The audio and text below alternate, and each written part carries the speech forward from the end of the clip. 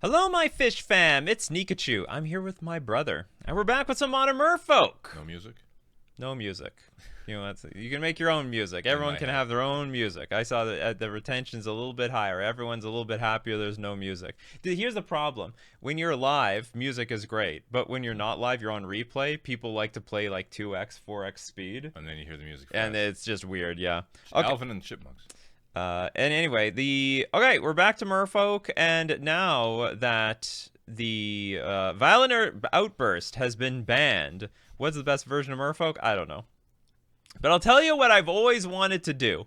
I wanted to screw over Trickster, put it straight in the sideboard, because I think this card is outright garbage. I just really hate this card. I really hated it in the last environment. I was already moving Trickster from the main deck to the sideboard. That's not to say about Dismember. Dismember's actually pretty good right now, but I tell you what I want to do. I want to have more of like a sea and sky like build where we have 4 Svelune and we've got maximum pitch spells, which are all still golden, even post Violent Outburst ban. Probably was much better during its legality, but I still I would like to play with maximum pitch spells with Svelune and like a decent clock starting from turn 1. Which requires booting Trickster and the Dismembers to the sideboard. I feel very good about putting the Trickster in the sideboard. Not feel so great about putting all 4 Dismembers in the sideboard. I think 2 Dismembers in the main is very, very well positioned, very strong, because of like Domain Zoo, Yawgmoth. Sometimes is okay versus Goro's Vengeance, Amulet Titan, Murktide, Scam. So like Dismember's still good, but for science, I have to have in the sideboard. What else do I say about this? Oh, there is only one problem with putting all of these in the sideboard. There is one problem. The top deck of the format right now is Domain Zoo. And I'll have to admit, Trickster's one good matchup is Zoo. So my game 1 versus the top deck of the format, probably not going to be good. But let's hope that we can just race them anyway. Either like bounce some, like, I don't know, Subtlety or the Scion of Draco, counter up Tribal Flames or something. Whatever. All right, let's see how... And it's not like this is not an interactive deck. We've got all our lords. But we still have Tishana's Tidebinder, and I really hope interacting at for free, because that's a good price, is going to help us win. All right, let's get into a league. We have lost the die roll. We have a weird hand, but I guess I'm going to keep. It's a weird hand. Anyone who's still playing Living End, I mean, they're a real believer in that deck. Yep. Okay, we were up against a blue-red deck. That's good, because we can play turn 1 Tide Shaper. Boom. And there is a turn 1 Ragavan. Hopefully having a date with our Tide Shaper. They can go down together.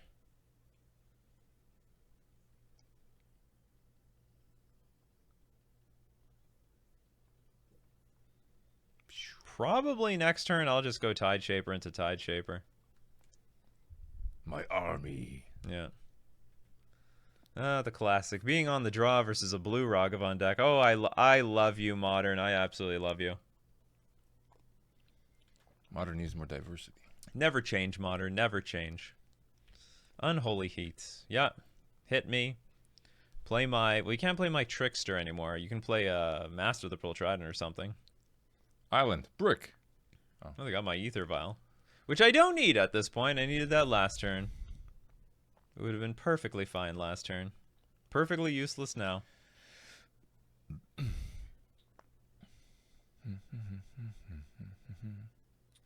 Decisions. I guess they have like Ledger Shredder or something in hand, where they're like, I would like to play the Ledger Shredder, but at the same time I'd like to play the Ether Vial. Oh, they've got Counterspell. Alright, you want to counterspell this?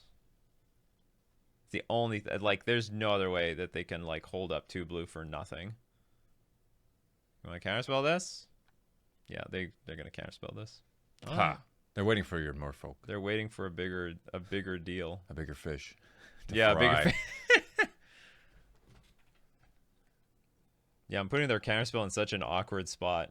Yeah, you're going to counter. You got to counter something. You don't want to counter this opponent? Well, then you're not going to counter anything. And unfortunately for us, we do not have a Cavern of Souls in our hand, which we have 4 in our deck. Tide Shaper also going to go to the bin. Watching our creatures get plucked away one by one. He'll eventually run out of spells. Well, not at the rate that Ragavon's gonna steal our spell. See, ooh, Lord of Atlantis. It'll Are help you. Yeah. Play it, you fool. Do you know the interaction here? It's all other merfolk. Yes. Yes. No. Come on. I mean, I can still lose if they Nah. have enough removal. Oh, they're gonna play Oh. Dragon Rage Chandler. Huh? Oh, yeah, okay. They are not playing Lord of Atlantis. That is not happening here. That is not happening today.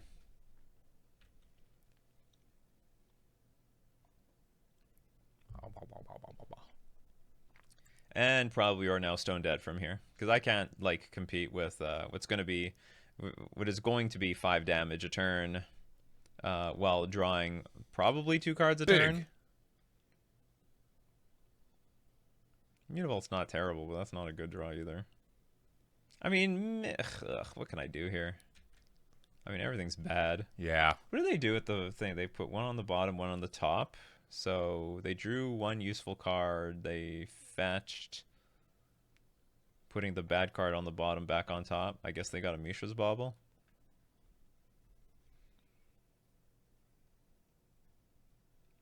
They left on top. That's not good news for us.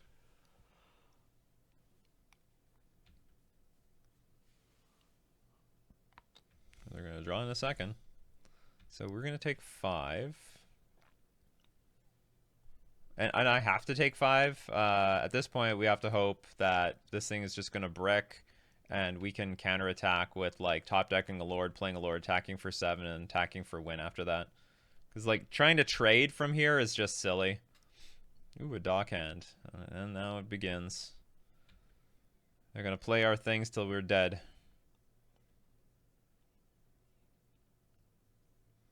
Ragavon is not nearly as lethal when they... I mean, honestly, they haven't played anything of ours, just one dock hand, but Ragavon in a blue deck is quite dangerous, given the fact that they can cast our cards quite comfortably and easily. Okay, this is still like a top deck Lord can win. Like 2 top deck Lords will win us the game. That was not a top deck Lord. Can I... Well, I can auto-Wara this thing. I guess that's the best Back to the Shadow Realm. Yeah. If we call the hand the Shadow Realm. The hand is like basically your... I don't know. Yeah, I think it's your mind. Yeah, the hand is your mind. I guess the Shadow Realm is played in the mind. You're right, it's the Shadow Realm. And also the Chandler's back down to Zilch. Yeah, that's the only saving grace out of all this, because they'll attack me for 4, put me to 7, and then even if Dragon Rage Chandler gets to a 3/3 next turn, it's not lethal, because that's still only 6 damage. If they can pump... I don't think they can pump up the Chandler here. Oh, God. Why do they... When in a time of desperation, they always get Expressive Iteration. And they're not even in a desperate situation either. The situation isn't even desperate.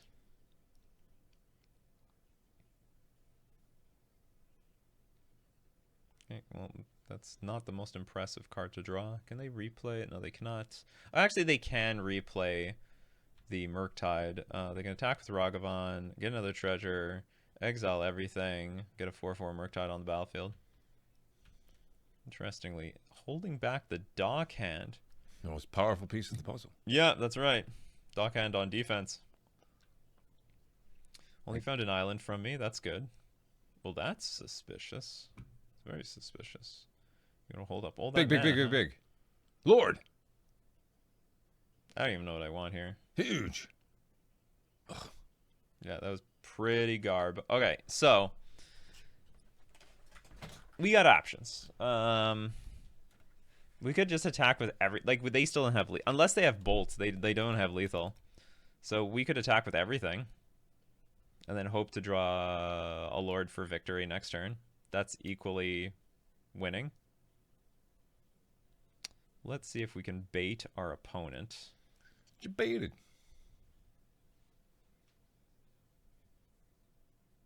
Actually, maybe we didn't want to bait our opponent. Because if they play Counterspell even on this, they get to dig with their Chandler. I am going to trust you have no way of flashing in a creature or something. Here it comes. Tap target land. Oh, that's cheeky. That's good. That's good. I didn't know you were that good. Using my abilities against me. We still crack in for 5. And if we top deck a Lord, we lose. Okay, that's not good. But if they don't put a Murktide down... Yeah, so I guess I'm running out of options here. Yeah, I'm just running out of options. You get another Lord, then the Muti But Vaults no, are but 8/8. No, but they still tap one down. He right? might screw something up.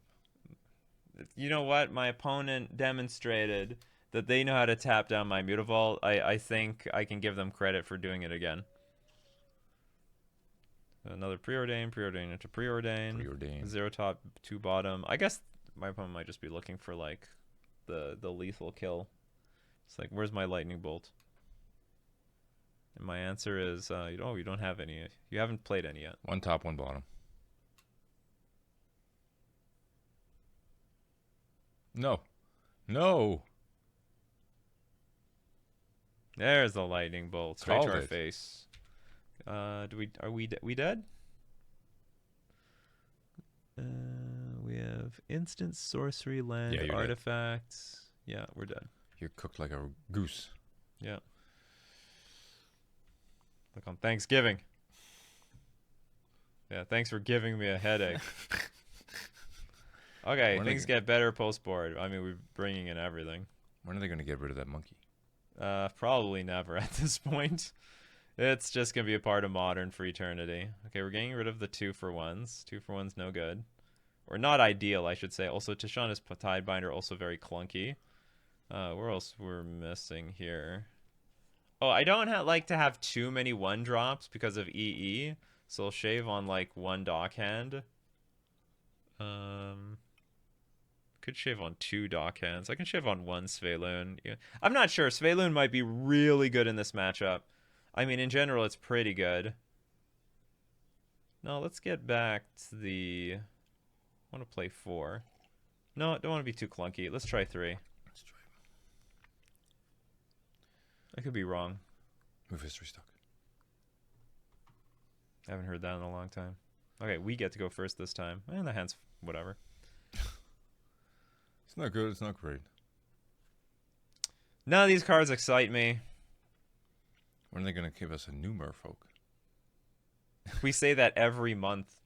And for the Yeah. last year or so, they have been giving us new Merfolk. Like, where did this thing Yeah, come but from? where's the 1 mana 2020 that they promised? Yeah, we're still waiting on that one. That one we're still waiting on. Mark Rosewater in Las Vegas, he assured me we're going to make it happen. I don't think We shook on it. the 1 mana 2020 probably like 200 years from now. We're getting pretty close to like where black is gonna have a card that just says 1 black, destroy target creature. Like, we're moving there. They just revealed a card that's like 1 black, 1 generic, destroy like a target creature so long as it's not like a rogue, mercenary, something and something. Like all these niche creature types. Just the way that Richard Garfield intended Magic to be. Turn 1, you're dead. Okay, this is nice. Although I sort of needed that before. We needed that last game. Yeah. Okay, so this thing's not guaranteed to attack, so I might as well attack with it. Sorry, Wansaki says. Yeah, no problem. I gotta think myself. So we're probably holding on to Trickster. So the question is, how do I want to play this Hexcatcher? Do I want to save it with Cavernous Souls, or do I just want to jam it out there, get an extra point of damage? Probably I want to get the only awkward thing is if I play... Well, I could play Cavernous Souls Pass. That's not terrible. Like, Cavernous Souls attack for 2, pass. And then I have the option to play Trickster or not. Play Trickster or this Hexcatcher. Am I likely? I'm never attacking with a Mutavault next turn. Yeah, I guess that's fine. I like that idea. I guess they F6'd. Where they left. They abandoned the match.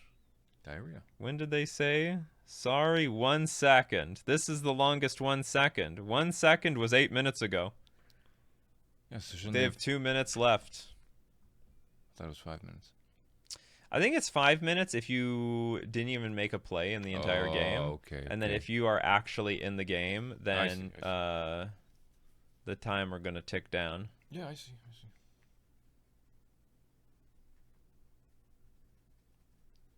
How much time is left? Yeah, 1 minute.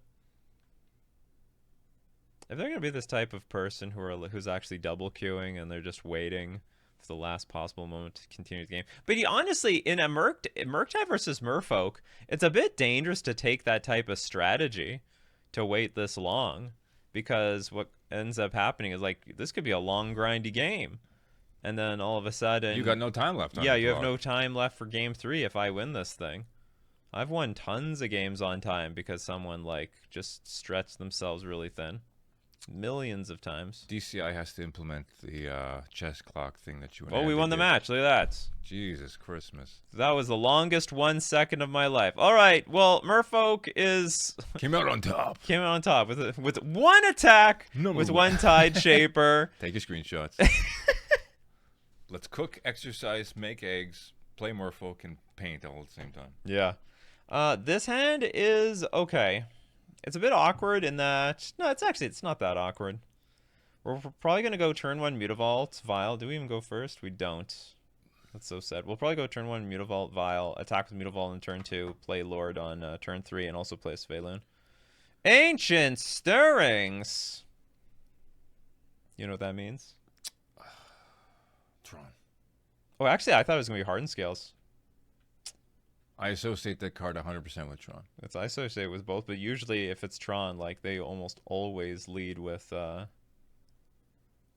Urza's Tower, Chromatic Spear, some crap like that. Okay, that's interesting that we draw the island. It's not completely useless, so now we can just easily curve into Subtlety. I'm still going to continue with my plan. Mutavault into Ether Vial. T1 Mutavaults, way to go. So that we can go swing for 2. And it's also interesting, they won't have Tron by turn 3. Sure. I just can't interact with this stuff. Can't interact. We might be able to interact with something. Or is this power plant? Sure.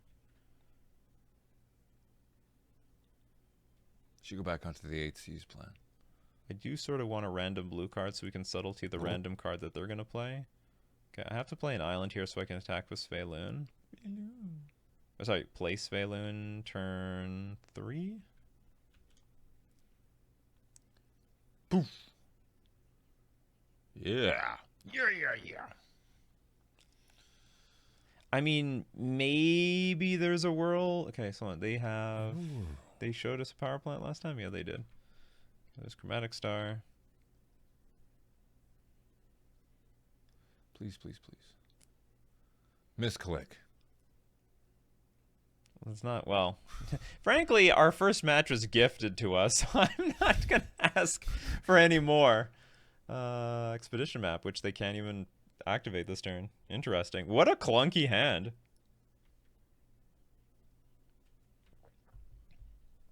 Unless they already have Tron. Like, that's just Clunkaruno. By all metrics. Big. Okay, that's interesting. Okay, so we drew a Lord. So what that means, if I play Mutavault, attack for 3 by playing a Lord, and pitching Sveloon to, I don't know, answer whatever random nonsense they're going to play this turn, Blood Empyrean. I get to play... Attack for 3, then following turn attack for 11. Okay, so it's not lethal. I might as well just play the Sveloon, and then we'll subtlety some random nonsense. Probably pitching Lord of Atlantis.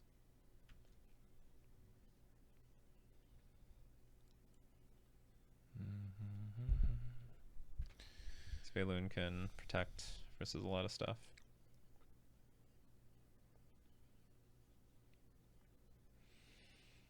Like, what's it called? Oblivion Stone, for example.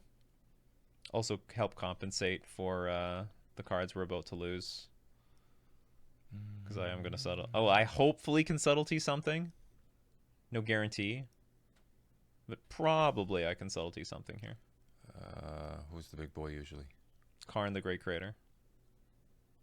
If they play the One Ring, that's... I mean, I'm not in love with it, but it'll be okay. I can still attack with this Feloon. You're going to play Thragtusk or something? Cracking or Chromatic Star. I guess you get more looks. Get a little better vision. Okay, there's the One Ring. Lame.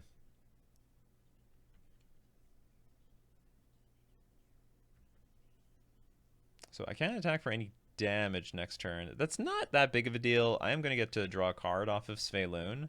But in addition to that,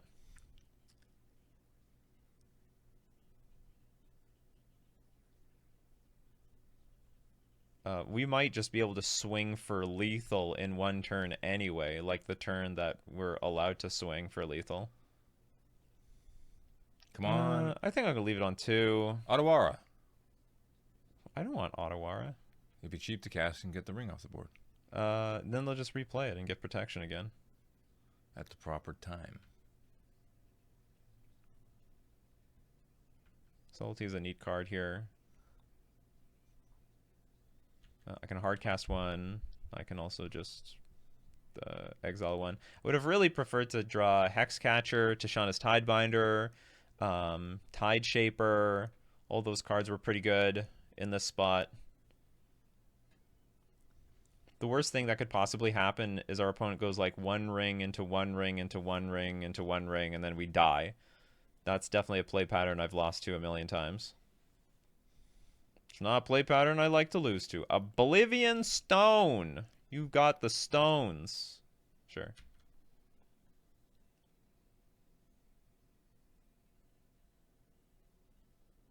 He's going to crack it already. Yep. Smeagolin gets saved. Crack this.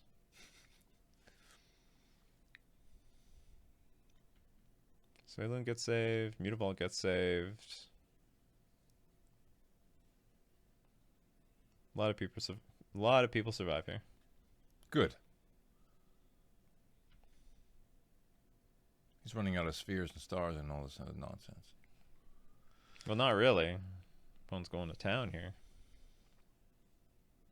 Unfortunately, I mean, fortunately, they can't do anything devastating this turn, so not another 1 ring.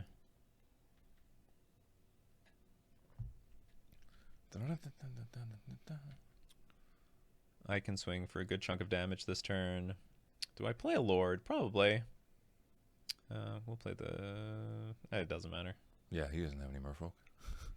Yeah, no Merfolk on that side.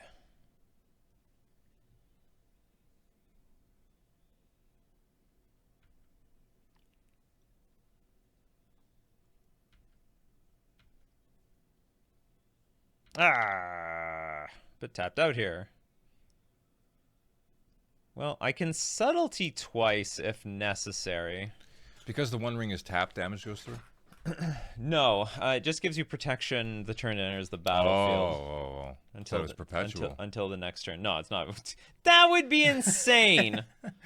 That would just be beyond insane. And then I figured that's how Perpetual protection that draws you cards. Yeah, that's right. You know, this card is broken enough as designed as is. For 1 turn, you get protection. Yeah, imagine getting protection for forever, so long as it's on, and it's indestructible. You know that? It's indestructible. You have protection from your opponent in perpetuity. The only thing that could kill you is your own 1 ring. So don't be too greedy. Yeah, see, that's why how I figured it balanced itself. All is dust. Each player sacrifices all colored permanents. Yes.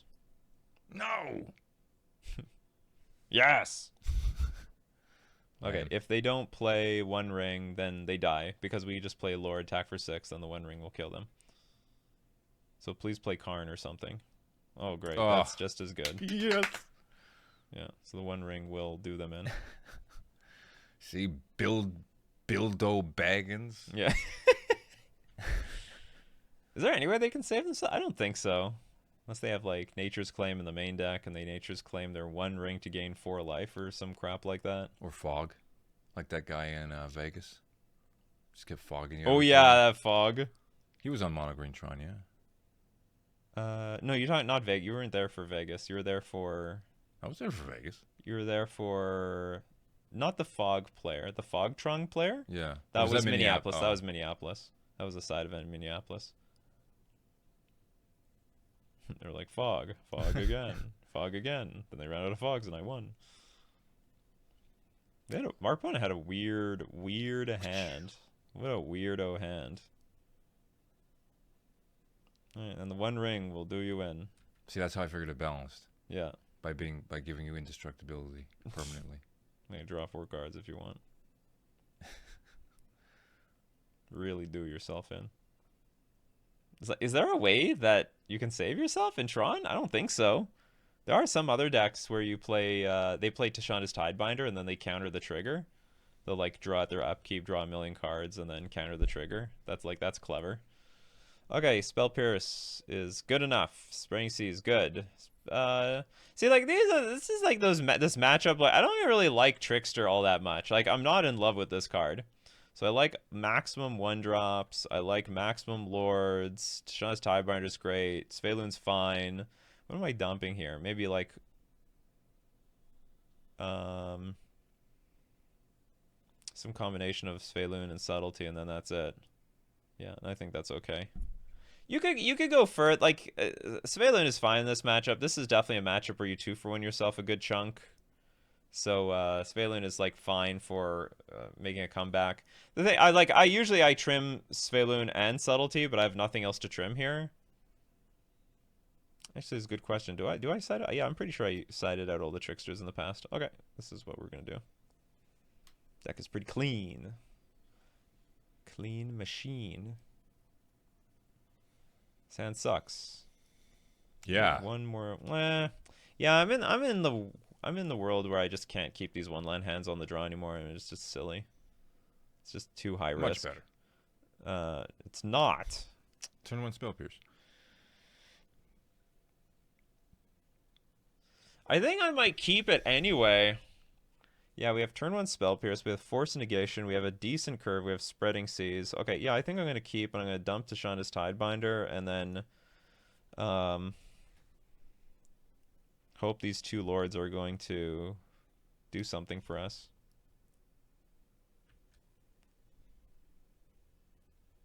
And hope that we draw a land in the next 2 turns. Okay, we did get that.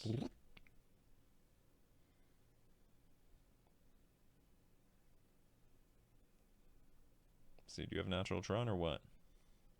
Or what? Unnatural Tron. 2/3 of the prophecy has been fulfilled.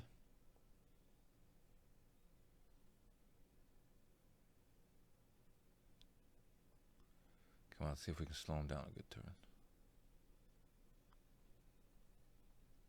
Ha! I'm sure they suspected something, but they like didn't really want to do anything about it. Spell Pierce, so still coming out of nowhere in 2024. That's right. Still good. Classic from Zendikar. When are we gonna go back to Zendikar? We've gone back twice. How many more times do you want to go back? You're one of those people. Get more Spell Pierces. I think I'm gonna play the Lord. Like, if they go actual Tron land, and then I don't know, play Wormcoil, there's nothing I can do to play around that. So I'm just gonna start off by playing Lord. If they play anything important like the 1 ring, I will force pitch probably Spreading Seas. I might pitch the Hex Catcher. I'll think about it. I'm sort of banking that they don't have Tron online.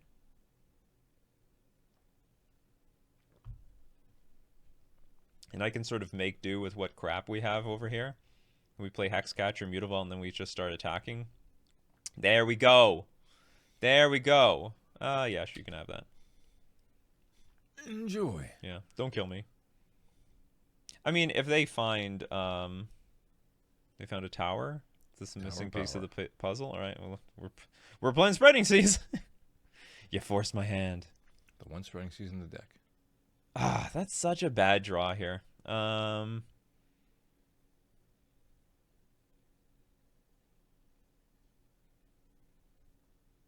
well, Spreading Seas, I guess. I can't remember which one came out first. Guess the power plant. This is actually a mistake. There's no reason for me to place Seas before I attack. Big Should pan. attack first. Big. Huge. Oh, that's great. Yeah, that's a great draw.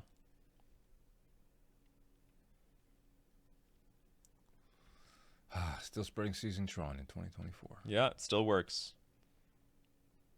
That's my only Spring Seas in the deck, too. Yeah, I just said that. Normally we Tide Shaper things.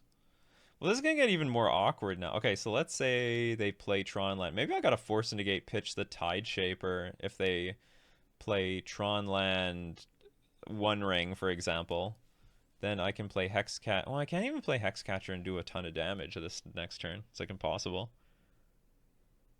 It's possible for me to have any good play for these 2 turns. Karn. There's the One Ring. Usually One Ring is worth forcing. Yeah, absolutely.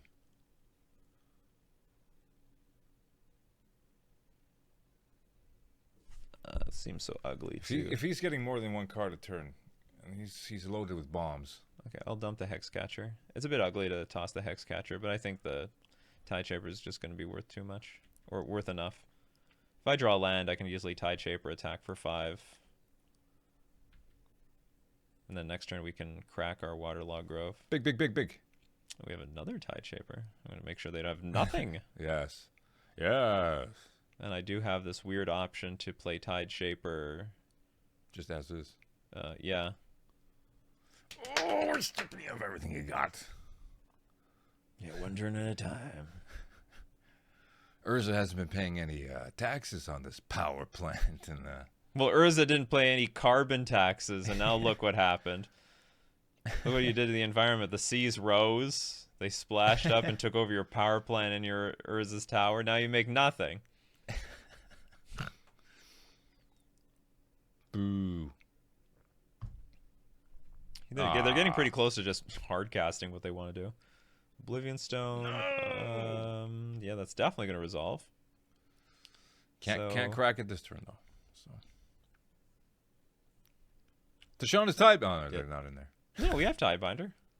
I kept the Tidebinders. Oh, right. This is a new game. Yeah. Oh, I should have calculated this. If I played Tide Shaper, that was 9-11 damage. It's close, and I attack for Tashawn's Tidebinder. Tashawn's Tidebinder. Oops, I'm supposed to tick this up. So wait, I guess it doesn't matter. I would never put anything in play. Yeah, we're just going to. What's going on? Oh, I have lag. Okay, I don't have no idea what's going on. Yeah, I regret. I probably should have just put the Tide Shaper in play. That was a very reasonable line. Whomp. I mean, it's possible our opponent just can't do anything with their mana. That's possible.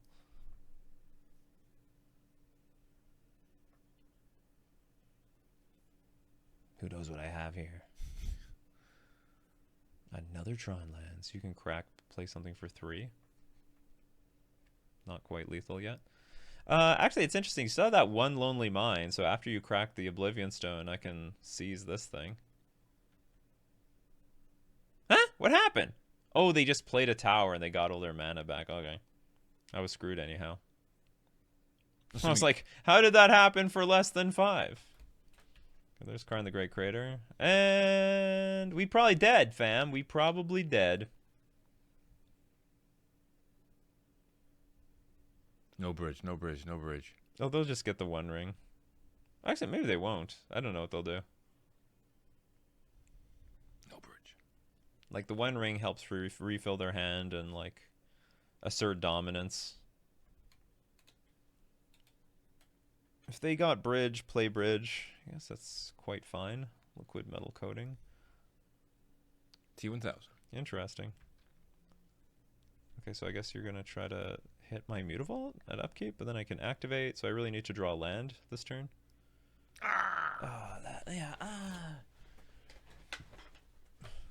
You can play it. The The problem is I can't even pass the turn because then they'll just liquid metal coating my Mutavault. It becomes an artifact I can't activate to do anything anymore. So if I really want to put a hurt on Yeah, you got this Karn, I like literally need to attack it now. I would just swing towards face.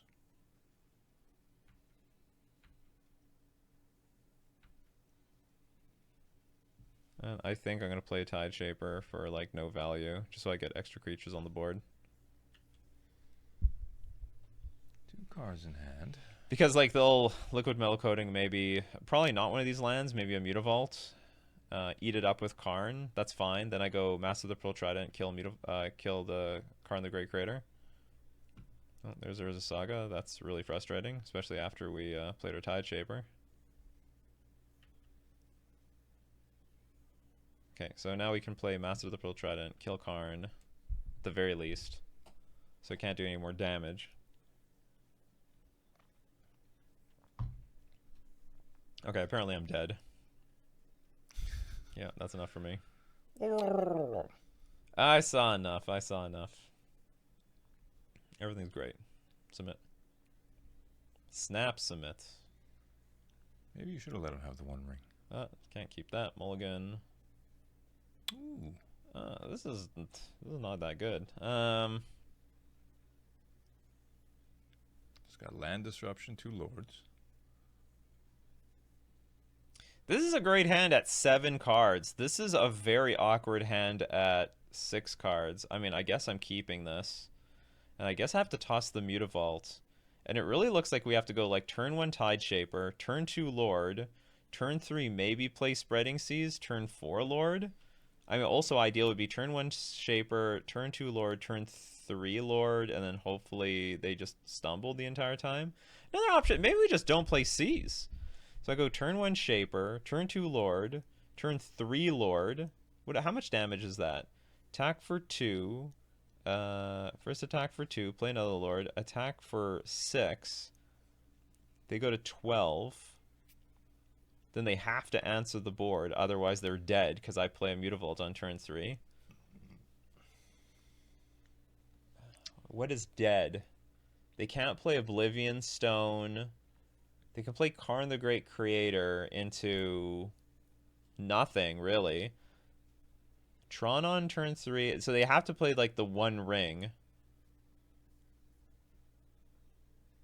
Or Dismember. They could also go maybe like Worm Coil Engine. Okay, well, I guess we'll dump Mutavault then, and then just figure it out. But like the curve is best by playing Tide Shaper now. It's super awkward.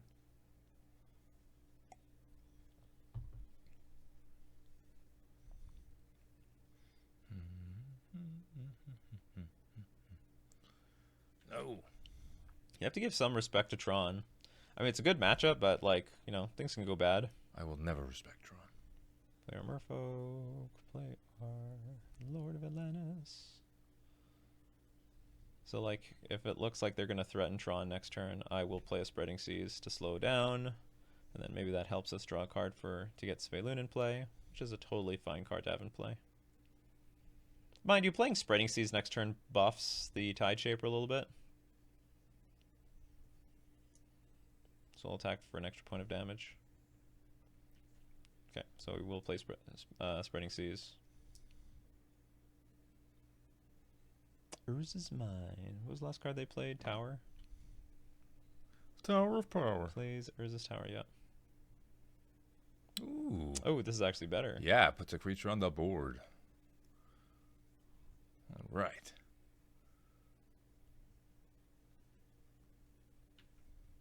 Let's just hope they don't have Dismember.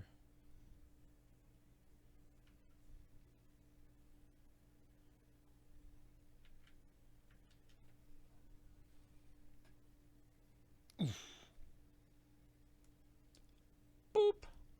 Unfortunately, we don't have lethal. We're a little short from lethal. We're on our way, though. Okay, is there a Dismember? Okay, no Dismember. Oblivion Stone, that's fine. That's useless. So we have a two-turn clock.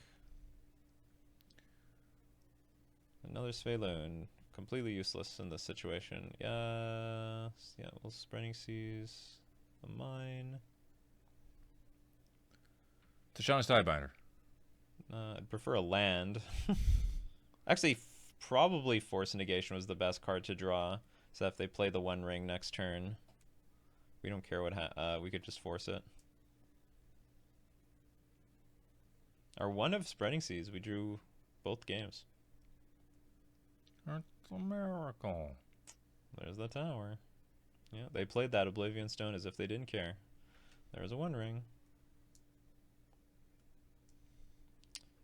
So now I sort of want to draw a land for this Svalun, really. Or actually, just wait, I need a land for a lot of things. God damn it. We are now really screwed. So if they have one singular land, they just wipe the whole board. Well, they are actually in a little bit of trouble. The One They're Ring... at 5 life already. Yeah, but it's still 5 turns. So if they draw a card, they're going to lose 1 life. Damn it, Svalun. Why do you have to be here?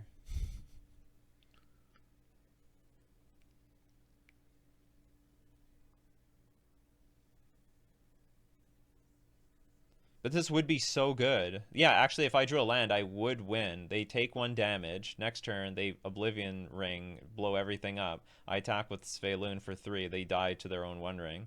So that was winning. Oh well, okay. We're gonna attack to send a message. Maybe it'll glitch out and the damage will go through anyway. No, it will not. Daybreak Reams is not that great. I could also hope that they just don't have a 5th land in hand, but that's just very unrealistic.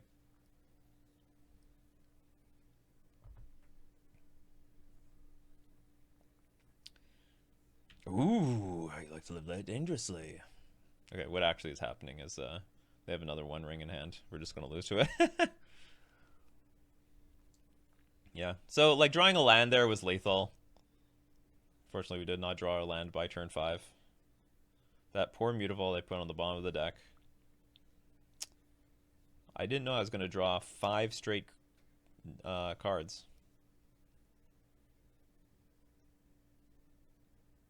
Darn it. Did we lose game 2? We won the draw? We were on the play this game? I think so. Yeah, we mulliganed. So there's a Saga. So it's nothing. We're going to get our board wiped. Okay, board is wiped. What do I want to happen? Force Negation. I still want Force Negation. Because Force Negation, if they have got another One Ring, then I can just counter it, and then hopefully this one just kills them. Force Negation. Can I have the cards that are in my deck? No. Okay, so it just comes down to, like, can they remove this One Ring? Which they have a lot of ways of doing it. They could play another One Ring from their hand. They could play a Karn, get the One Ring from their sideboard, assuming they left one in their sideboard. And then lastly, they can... yeah, that's about it. One Ring, or go get another One Ring. What the hell are you doing, man? Can Ulamog exile their One Ring? How many other ways do they have? There's the battlefield. Exile 2 target permanents. Oh, so they can Ulamog their own One Ring off the battlefield. So that's they have 3, 6, 9, 10, 11. Oh, they have. Do they have enough right now? Yeah, like 1 Urza land. Ulamog can exile the One Ring. That would do it too. Well, they're taking a long time with their decision. Like, I mean, maybe we have a chance. Because usually if I'm dead, then I'm just dead. They would just, unless they have a lot of good, it's either one of two things. They don't have any cards to get rid of this One Ring, or they have too many cards to get rid of this One Ring. They just don't know the right one. Okay, that's, yeah, so they just don't know the best one. So they're going to go the Karn route. They're going to go get One Ring. Play One Ring.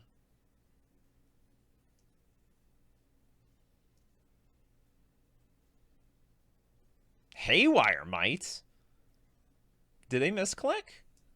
Because they don't have green mana. Oh, they have green mana now. Okay, forgot it. They're gonna get a little bit of life, but I don't get this line. Oh, they want to make a saga? Okay, they're taking a really complicated route to... Oh, I guess the problem is if you go Karn into one ring, I can kill the Karn, and then they still have to deal with, I don't know, my Sveilu next turn, but they have like a million cards in hand. Like, what's the big deal? Who cares? Okay, here comes Haywire Might. Or here comes make Construct Token, last mana floating, make Haywire Might.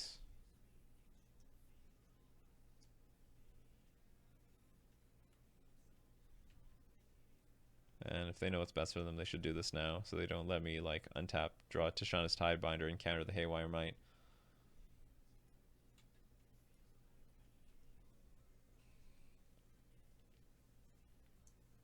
Yeah. They're doing everything appropriately. Okay, I'll keep that in mind, like, so they could have played one ring, Karn into one ring, Ulamog, or Karn into Haywire Might. Those are all lines to get rid of your own one ring. Expedition map, regrow the construct. Yep, dump your artifacts. You have big, beefy construct. Big, beefy.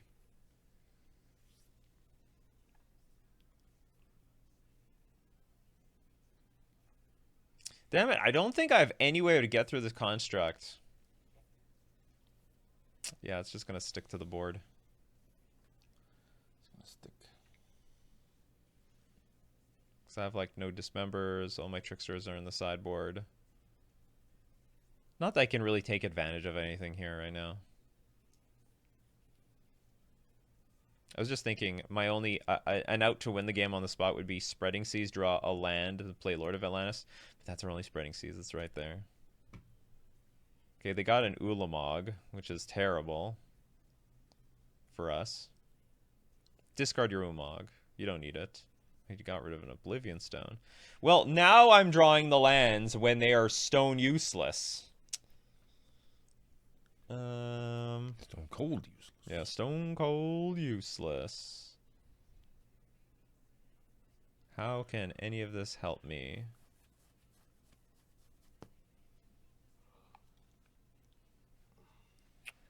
I'm trying to think what I can draw. Tishana's Tidebinder is good. I'm wondering if I should attack my opponent threatening Hexcatcher. Cause that's an out as well. And if they don't block, alright, that's fine. Maybe I draw Hexcatcher. Okay, I'm gonna attack. But I'm really trying to hope to draw Tishana's Tidebinder to save me from that stupid Ulamog that's about to come down. Oh! Holy guacamole. Now they have to block. Well, they don't have to block, but they should block. Okay, so maybe there's still a chance. There's still a chance. Come on, Ace. I thought you had a challenge for me. Oh! Come on, tap out big. Well, they're definitely going to tap out big. What can they get with their Urza Saga? Because there's no map anymore. I don't think they have Shadow Spear in their deck. It's just not a thing to do. Oh yeah, they can get Chromatic. They can always just get a card out of it. Classic. Tap out huge. Tap out huge, that's right. The fun guy, huh? The Ulamog. How much of that mana is this going to be? 3, 6, 8, 9, 10, 11, 12. Well, it's only 10 mana. You can afford it. But you will tap out. But here's another interesting thing. If they go minus on Karn to get the one ring or something, oh, they might bait my Tishana's Tidebinder. If they get the one ring, I might have to counter that. Would they have enough mana afterwards if they play a random Tron land? 3, 5, 6, 7, 8. Yeah, one random Tron land would do it. Walking Ballista? That's nasty. But you can still gum up its gun hole, yeah? Well, not really. I mean, this will have ward. They could just shoot down the sea and sky. Yeah, Trigger on the stack. But can't you Tidebinder that thing? The problem is I can Tidebinder one trigger, but another Oh, thing is that if it resolves, they just pass the turn. then like, what am I gonna do? Nothing with this Tidebinder. Thought So it was it's permanent though, so long as huh? thought it was permanent though, so long as Tiebinder's on the battlefield. No, but the thing is, okay, so let's say they activate Ballista once. Yeah. Okay, there's two problems. First, they'll just pass the turn, which is a problem. Okay, what's gonna happen here? Ulamog, come on. Interesting, like they could go Ulamog and play a Ballista for 1. That's also a problem for me, because that creates a blocker. Very useful blocker. No, it looks like it's gonna be Ballista. No! No, it is Ulamog. Okay, I'm still not out of the woods yet though, because of this damn thing. Oh, you got to pay. Oh, they got to pay 1 for that. What's targeting both these things? Oh, pay the 1. They paid it. Oh! Okay, I hope this does them in. If they have no land, I don't know why they wouldn't have a land, but if they have no land, then they can't play the Ballista. They still might go Ballista, play it for 2. Okay, you have a 10-10. I really need a subtlety there. Subtlety would just win on the spot here. Okay, so I'm sure they have a land though. So they'll play a land, Ballista for 1. Got a bunch of blockers. Too many blockers, in fact. Oh, if you're gonna crack that with Chromatic Star, that'd be amazing. It'd be really amazing if they have no land in hand to play this Ballista. Also, Tide Shaper off the top would just win, no matter what. Yeah, because then you play a Lord plus Yeah. block. Although I don't have many Tide Shapers left in my deck. They're in there, though. Yeah, that sneaky Dockhand. I wonder if they were expecting that ward trigger. Okay, they're going to draw a card. It's a bit unusual. They do have a boatload of lands in that deck. Ah, they found one. Lame. Very lame. Honestly, they probably had the land in their hand the entire time. They're just waiting for like a good opportunity to see what they're going to do. So this has to be a Ballista for 2. Or I mean, Ballista for 1. Okay, what do I want? I need... Yeah, again, it's funny. I could really use those Tricksters right now. Although, like, the Trickster would just be in for, like, Subtlety, and I didn't draw any Subtleties yet. And frankly, I would have preferred Subtlety in this game. So I'm not in a really good position to... Oh, no, I guess I could send this in, and if they block, it's not a big deal. I mean, it did its job, right? Yeah. It's not going to do anything else. Come on, come on, come on, come on. Tide Shaper! Okay, so what are the risks here? If I play Lord... I'm just wondering, like, what can I draw off this Waterlogged Grove if I crack it? My opponent has 7 cards in hand. I could die to anything here. Just literally anything. Even if I play Waterlogged Grove, crack it, and get exactly what I want. I don't even know what that looks like.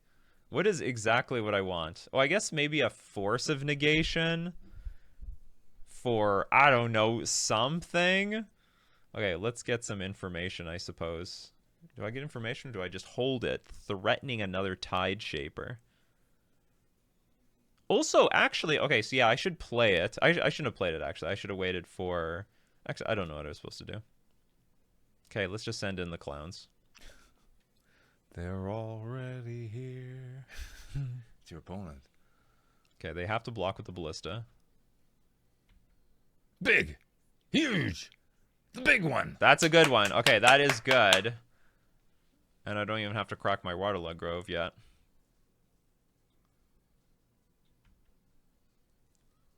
Okay, that does help. And now pass.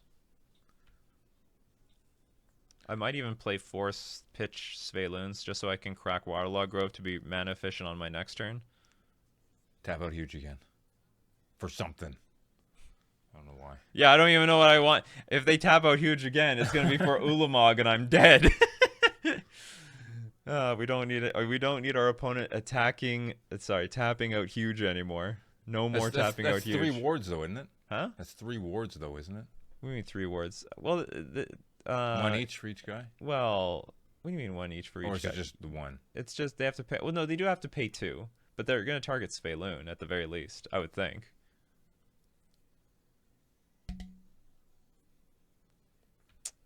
You'll get more mana, huh? Yeah, you can never have more mana. You can't have enough mana in this deck. Urza's Tower. Yeah, you can never have enough mana.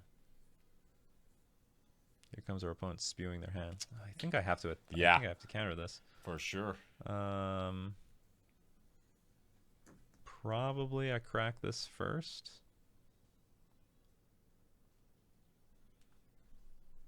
A second one. Problem is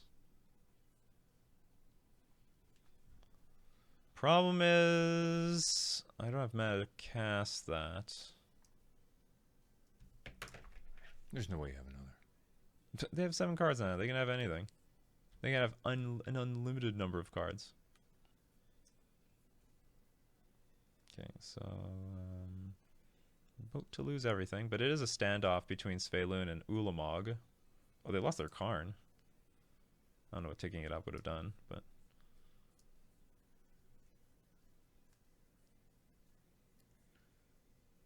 unfortunately I cannot attack with my Svelun freely. Go on, Ulamog, get in the red zone. Be a little brave, why don't we?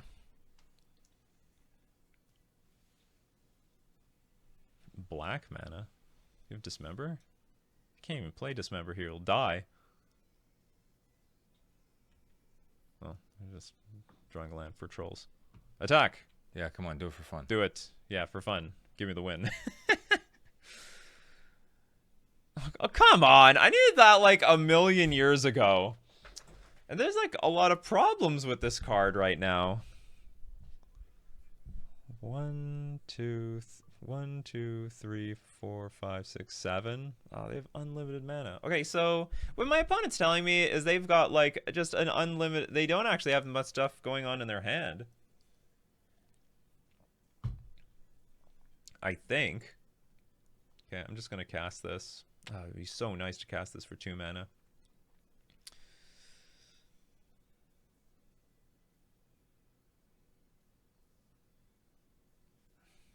One, 2, 3, 4, 5, 6, 7.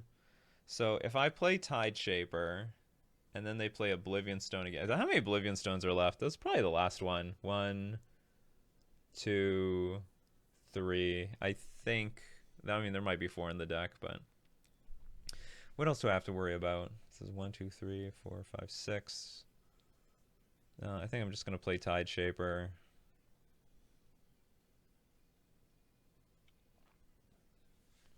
And then we are... That is telegraphing Tishana's Tidebinder or Force Negation like crazy. Like crazy.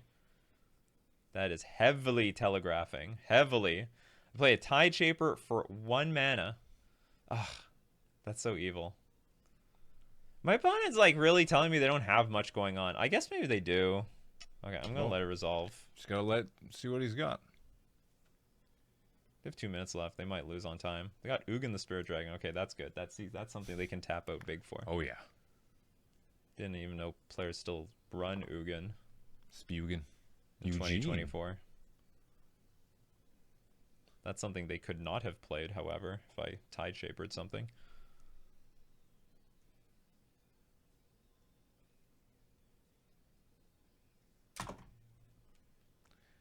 Oh, come on. What do you got with that 7 mana left? Another one? Maybe Wormcoil? Which is pretty close to winning. Oh, yeah. Yeah. They had plenty of stuff. They're in no danger. You could attack with your Ulamog here. Big! I don't even know what I'm looking for anymore. My only shot here... I have just no shot. Attack with Svelun. Get the card. Yeah, I don't even know what I'm going to get out of it. Yeah, game. A Tide Shaper followed by a Lord would do it. Unfortunately, I have... they'll kill me in 2 turns with this Ulamog. I think that's it. I think, sadly, we're just a few points too short. Also, they'll have the life gain soon. Huh? How can we drag this game on so that they lose on time? There has to be a way. There has to be a way.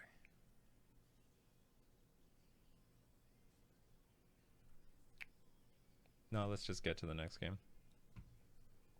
That was Svelun. Sure. Let's draw cards.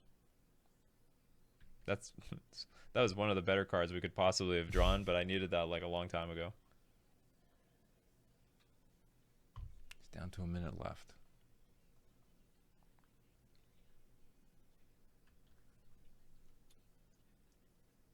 Indestructible. Yeah. Boom. They gain a bunch of life. So That's they can attack fine. me for 16. Can I attack for like a huge, like for almost lethal? My problem is I have 40 cards left in my deck, so they attack twice with Ulamog, and like I just have no library. No, they just have like, they have 7 cards in it. They've had 7 cards in their hand the entire game. Just let them dirtle. I don't know how we even made it this far, to be honest.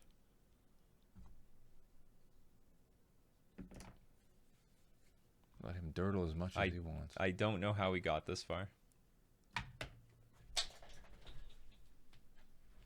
Maybe in retrospect, I should have played this Tide Shaper on the stupid Urza's power plant and just hope to top deck a Lord next turn, no matter what my opponent does. You got 20 seconds left. Choose a land. Oh yeah, we might actually win on time. Okay, I'm gonna go the time route. Yeah. If you want to play good Magic online, you have to win within the time limit. I should actually also try to counter something. Wow, this Sundering Titan is just a beating on my opponent's like... Stop casting things! Stop casting things! Oh, I should have tried to counter that. Oh, it looks like they're about to lose on time. Oh! This is the worst league I'm ever winning. My opponent wins game 1 in round 1 and then like just doesn't show up for the rest of the round, and I just get beaten down by Tron, and then I win the match. But mind you, I'm almost 9 minutes up. So if my opponent played as fast as I did, they may not have played as accurately as this. So that's why the clock matters. Oh, we won the die roll for once.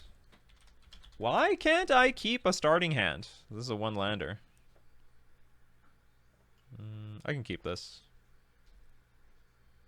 I think we'll pitch the Waterlog Grove. Actually, do you know what? Let's do the old classic. Look my opponent up. The Legend 90. This is where... MTG Goldfish. This is where playing online is very valuable, because it lets me know if my Cavern of Souls is live or not. Okay, I cannot even find my opponent. We are definitely going to keep this, though. I guess in the blind, we'll dump a Cavern of Souls, and we'll make use of this Waterlog Grove by, like, exchanging it for a card or something. But it's going to deal a few points of damage to us, for sure. Don't play Island. Okay, Blooming Marsh. We're up against Yawgmoth. Ah. Not really something to be sighing at, but I will sigh.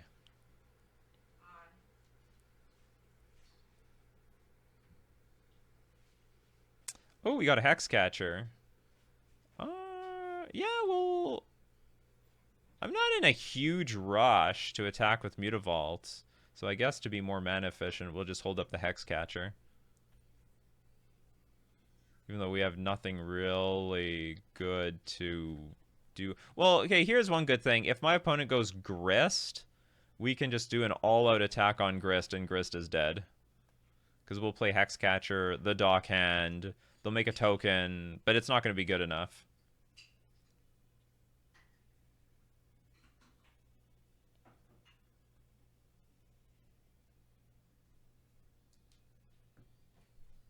It's going to be something legendary. Yeah, here's Grist. That's fine. This is not the best spot for Grist, but, you know, maybe even making one token is good enough for our opponent. But I think, yeah, we can outmuscle this. We'll have more than enough creatures in play. Here, we have 3 creatures in play, and we'll get another Lord.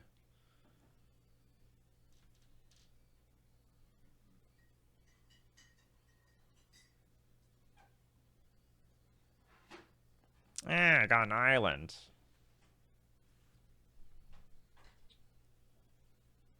Don't think that's going to change how I play this, though. Sort of nice to have Tashanda's Tidebinder up. Grist, you are too much of a pain, and you must go. Is there any other alternative way I can make this attack? I can attack with just the Mutavault. No, I have to really attack with everything. Um,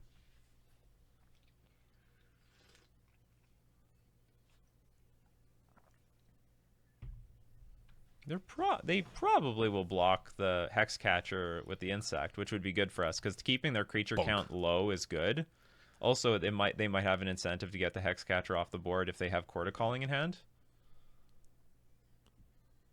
Look at that bug. which they usually do. How big do you think that bug is? Very big. Look how big it is in that image. Oh, it's the size of the leaves. Yeah. Not so big.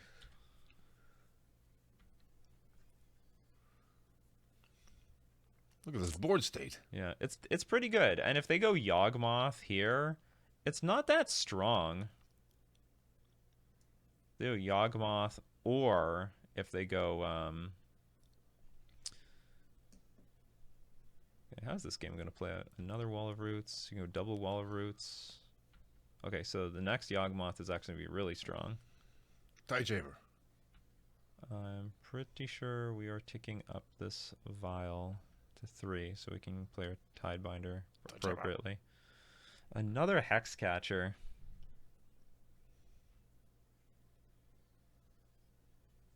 All these So balls are one's gonna at get 4, one's at 3.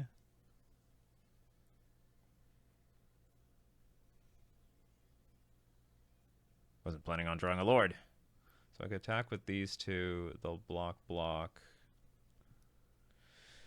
I could also attack with Mutavault.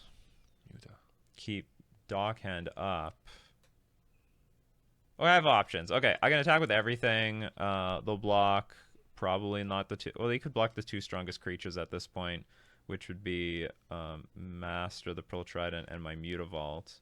Take 5 damage, go to 14. Not very exciting. One problem is I can't prevent Yawgmoth from coming out. Like, if I Dockhand this land, it doesn't do anything. Unless there is no... Okay, hold on. What if they have the thing in hand? Like, what if they have Calling? Then you go 1, 2, 3, 4, 5, 6, 7, 8. Hold on, so 1, 2 mana. And they need 7. 3, 4, 5, 6, 7. Because that's enough. I would have to sack 2 creatures on that spot. Math is for blockers. We're just going to attack with everything. We are fortunate in a way that... what's it called? Whoa! No blocks. That's wild. Okay. Take all this damage. We're fortunate in that we have a bunch of lords. Our creatures are pretty robust versus a resolved Yawgmoth. I'm going to take a whole 11 damage. That's a lot. It's not a lot to work with, even if Yawgmoth resolves. Don't worry, he's a doctor. Yeah. He can park anywhere. Like, they can't Calling onto this board. Also, I mean, they can try if they want. Can Tishana trick bind Yawgmoth's ability? Yes, but it's a bit awkward. It's very awkward, actually. Eldritch Evolution. So I can sack 3 things. Okay, so what if I sack 3 things? I go sack. I have 2 lords. I play Tishana's Tidebinder. What are the alternate things you can play? And the thing is, if I do counter this, opponent hat will be tapped out and have nothing for the turn, just literal nothing. I play Tishana's Tidebinder. I'm actually threatening lethal, right? So this will be 3, 5. Yeah, so they have to actually block my Tishana's Tidebinder, leaving 1 creature off, which means they're just I'm going to have the Delighted Halfling and 2 mana next turn, and I'll have 3 creatures. That seems like a deal.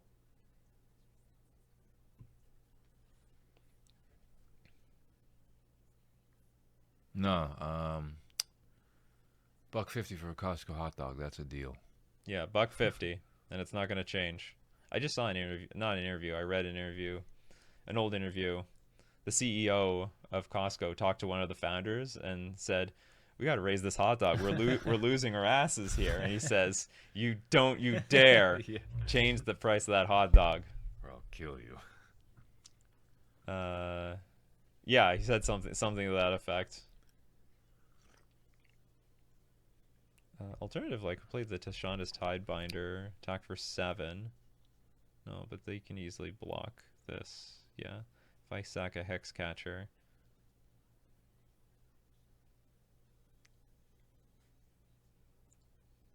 Then you have to block the Tashanda's Tidebinder. Oh, you don't, actually! Because this is still 7. Oh, then it was better to play the Tashanda's Tidebinder. Oh, I thought this was lethal. I'll still play it to put my opponent down to 1, and they'll make their Yawgmoth useless. Lord, Lord, Lord, Lord, Lord. Yeah, this is still fine. If they want to block this... Nah. Okay, they're like, that's good enough. Okay, card's good here. Okay, I've never drawn Stern Scolding versus them. I'm pretty sure it's good, though. I'm pretty sure. Okay, we'll get Spreading Seas. Yeah. I hate this pile view, card view. Cards that we don't want. Force Negation, Super Awkward, we don't want it. I don't know where I am on Hexcatcher, because I believe that the Yawgmoth decks have been going down on their Bowmasters, but they still have Bowmasters, which makes this card just a liability. And I don't think we need it in order to beat them. So we're going to remove all of them. I just want to make mention, Svelun is amazing in this matchup. Like, it is an absolute bomb.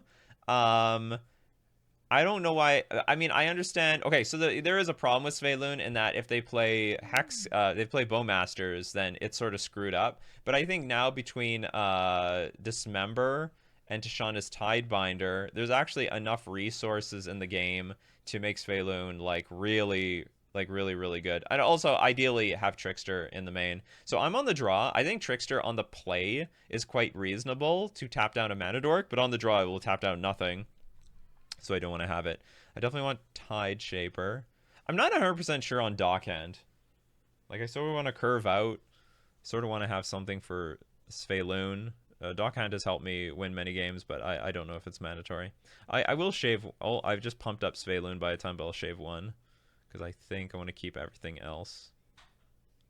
Or maybe I can take out 1 Dockhand on the draw. Especially since my 1 drop slot should be like Stern Scolding a good chunk of the time anyway. Okay. Alright, we'll see how good Stern Scolding is. Up against the Legend, he just mulliganed to 6. I was like, what do you mean call him the Legend? Oh, yeah, they're called the Legend. Actually, no, they're the Legend. Oh, maybe that's why I couldn't find them online. The Legend 90. Is that how it works? No, still can't find one. No. MTG Goldfish, a bunch of underwear came up. Oh yeah, there is something. Oh, they only have 1 result. It says Murktide. I would have accidentally capped the... It didn't matter in that game. Okay, Light of Halfling, I have nothing. That's good anti-Shark Scope tech. Yeah. Mess up your name like that so people don't... Okay, this is a no-brainer. They got the Delighted Halfling out, so the Stern Scolding is a lot weaker. Now, it doesn't make it useless. Like, a lot of people make the argument... Like, I'm actually playing this because I talked to Yawgmoth players, and they're like, I hate this card. I just hate this card. Because you can hit stuff like Wall of Roots, for example. So you don't always have to go for a Grist or anything like that.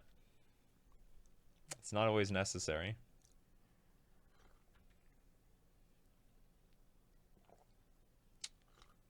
Well, this hand is curving out quite awkwardly. Okay, I got 2 Ether Vials. What are you going to do about it?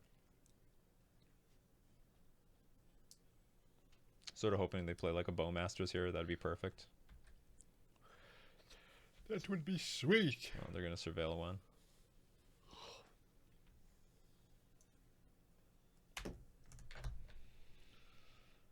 I've never had Stern Scolding even in my hand versus Yawgmoth. Okay, actually that's not true. I once had Stern Scolding in my hand when I had a Cavern of Souls out. Come on, let me stern scolding something. Something.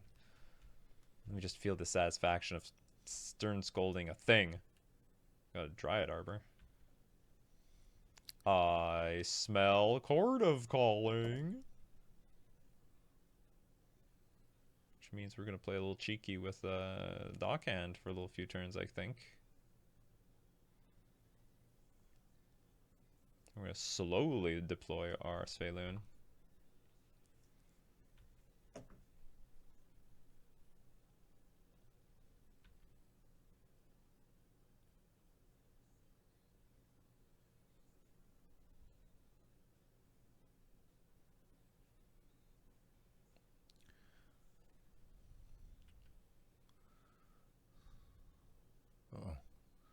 Uh-oh.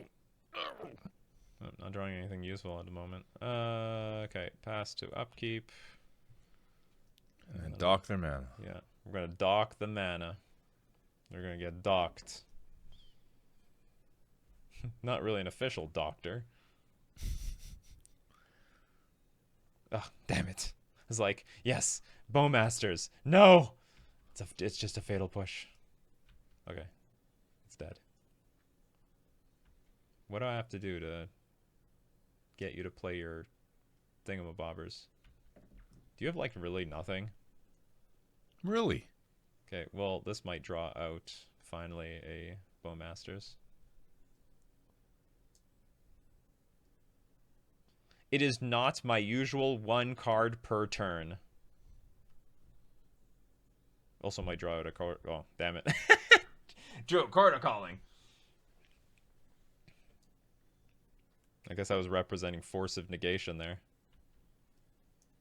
Whatever, I don't mind. I mean, like, I was pretty sure they had Chord of Calling before. Okay, come on, Dismember, right off the top. Nope, that's not a Dismember.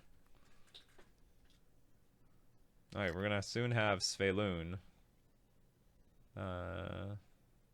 active. Dismember. Come on. Dismember! And pass.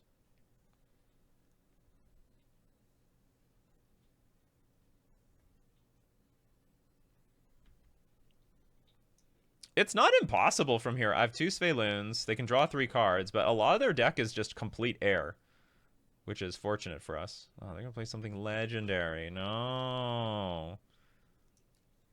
Oh. This actually does not very much. Okay, that can resolve. Especially since I can do nothing about it. Attack with Yawgmoth. I'll block. I'll do it, I say. Okay, it's time to get a Svelune in play. Svelune number 1. Can't kill this. Not easily, at least. We'll get 1 card now. So from my experience, like, I'm not thrilled about this spot, but from my experience, like, Yawgmoth can, like, draw a bunch of cards, but there's still a lot of garbage to be drawn. Like, there's just a lot of air in their decks. It's just a ton of air. Although they're going to soon have the capability of sacking Wall of Roots to put a counter on their Yawgmoth.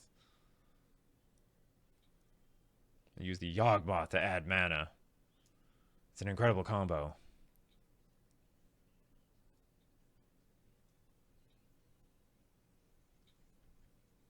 I'm still standing. 0-1, baby. 0-1. Can you sack yourself? No, gotta sack another creature. Okay, we're gonna have like a Subtlety and Svelune active soon. So like they can cast a creature and it'll be useless. So we're gonna probably cash in on our Svelune here.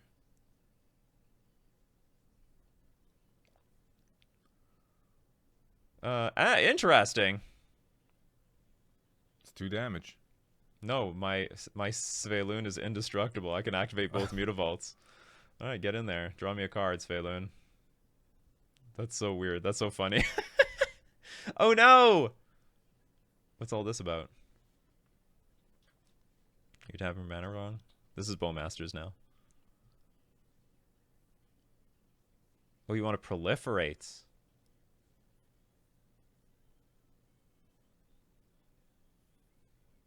That's cute. Okay. Svalin's down. I'm surprised they didn't put a counter on their Yawgmoth. What? They took the vial up to 5. Oh, that's terrible. Okay, so now what? Oh damn, this thing can get worse too. Okay, so now what do I do? I guess I have to. Oh, I should have saw that coming. Damn it! What a noob mistake.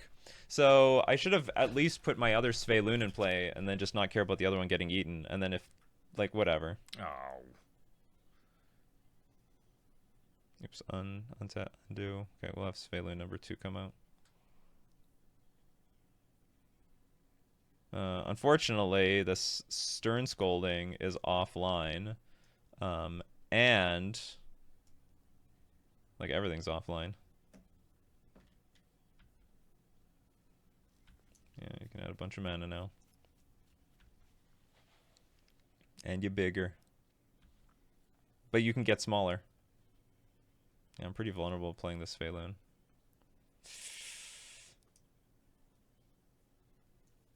Yeah, it's too good.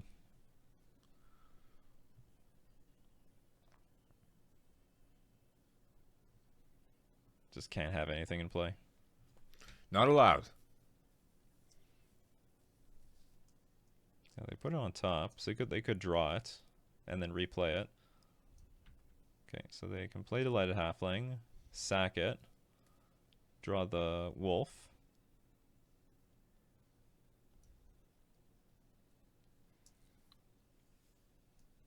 Playing another land. Playing no Ignoble Hierarch. Oh, it's so disappointing. The Stern Scolding just completely rotted in my hand. Okay, so now they can play the Young Wolf, sack it twice. We'll sack it a bunch of times, frankly.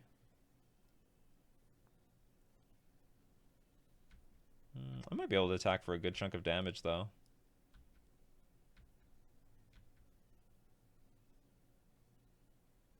Hopefully I get to attack at least one more time with the Svaelun. It's so annoying. Stern Scolding. Damn you, Cavernous Souls. Damn you, Mutavault. Well, I mean, I should have had this Svaelun in play last turn. That was just a huge punt on my part. Like, the other Svaelun was dying anyway. We would have a dominating position here. Just dominating. Well, they did kill my Svaelun. It was possible. Okay, what's in the graveyard? Just a bunch of rubbish. And just being able to Stern Scolding one thing, to keep one less thing on the battlefield, would be big. Alright, let's attack. Well, say no to both of these.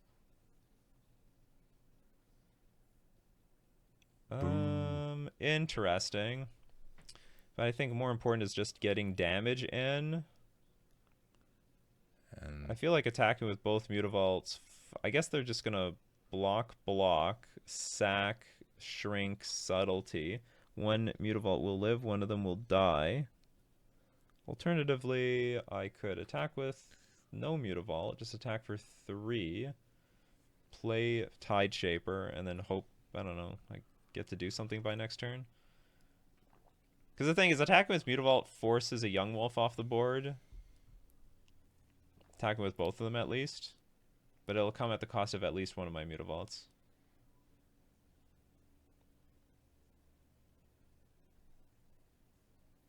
I think that's a good trade, to be honest. I think that's going to be a good trade. Because this Young Wolf is too valuable.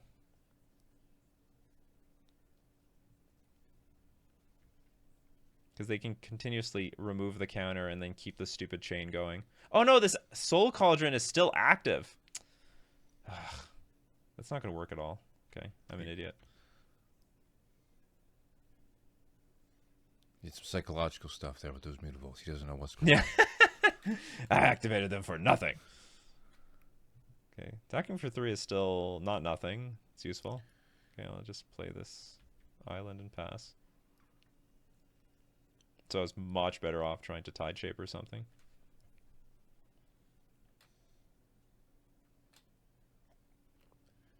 If they had supermarket sweep today, you'd only have to fill like a quarter of a cart to win. Groceries are very expensive. Oh, yeah.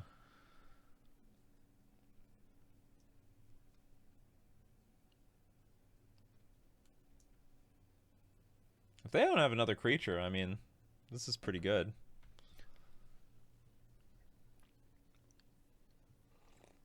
See if I can get my opponent to discard something. What does he have for 5 mana?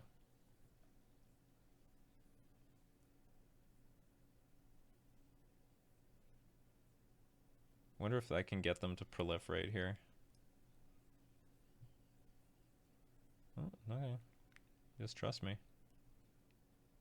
Or maybe you can't afford to do anything else. So now if I had Tide Shaper available, that would be great. Okay, so we'll just say no. That's always no. It's not going to go up any higher. Another Stern Scolding. So I still cannot afford to attack with Mutavault, so I will just attack with my 3/3. Well, if we can keep creatures off the battlefield, I guess that's enough. Nothing has reach. Hoping our opponent doesn't have endurance. That would really suck. Fetch a Rooney. Your Dried Arbor's already dead, isn't it? Unless you have 2 Dried Arbors, because 1 Dried Arbor's over here. Oh, maybe it's Fatal Push. Oh, it is Endurance? What the hell is this? Oh, it's another Quarter Calling.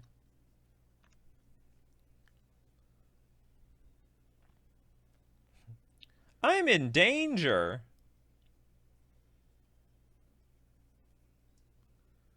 Oh, it must be another Quarter Calling.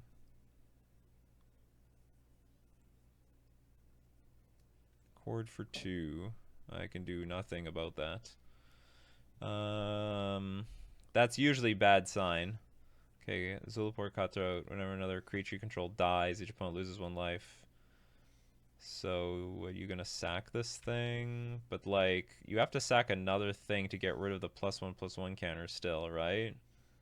Or is this a combo from here? You're still Fatal Pushing. Damn it! You had to do that, didn't you? These Stern Scoldings, they could have been great. If I countered any of these things, that would have been fantastic. Just 1 less creature on the battlefield. Problem is I'm punting this game like crazy.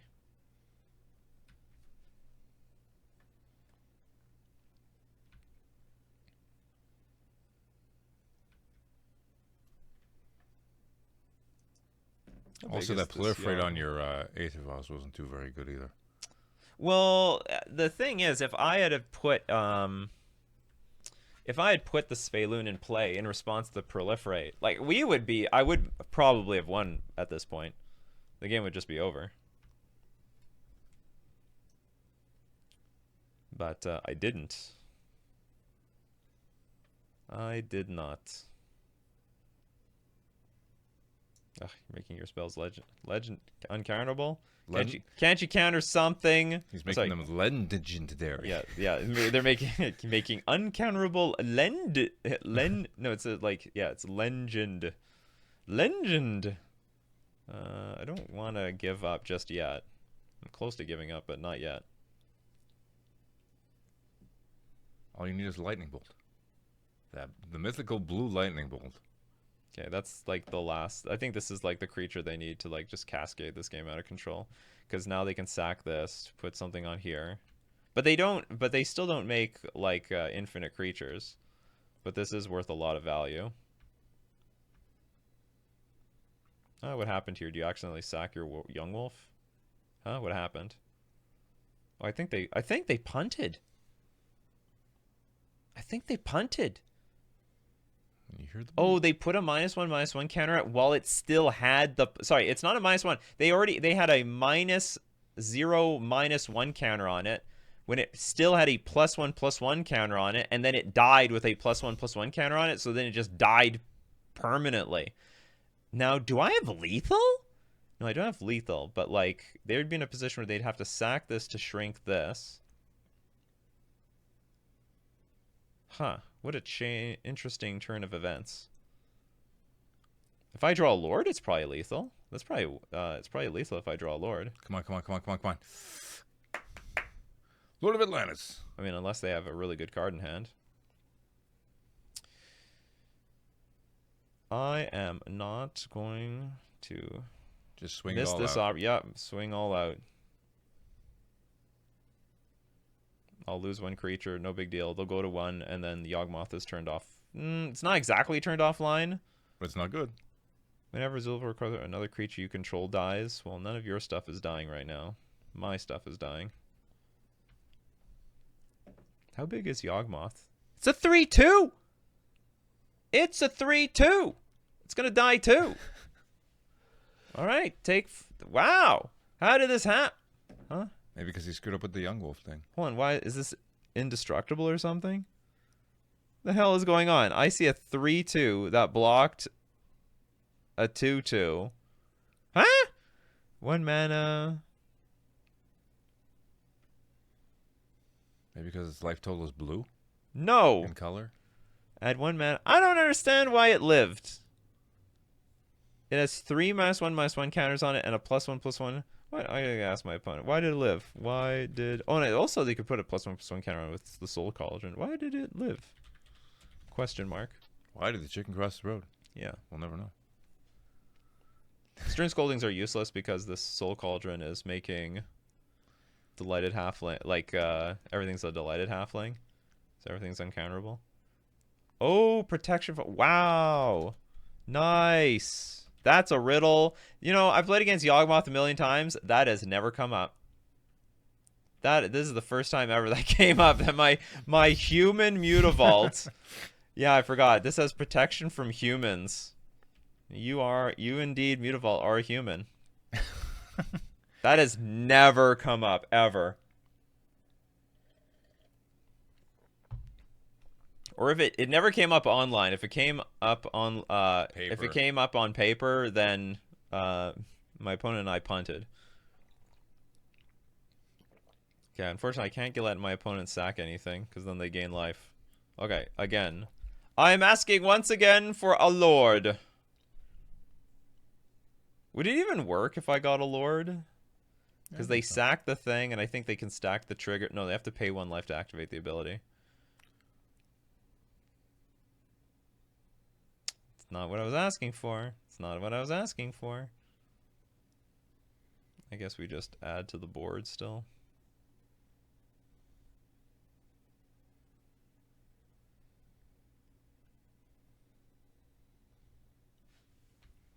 Building up my Tide Shaper army.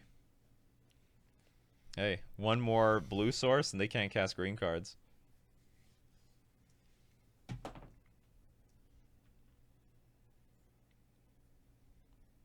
Just resign already. You have nothing.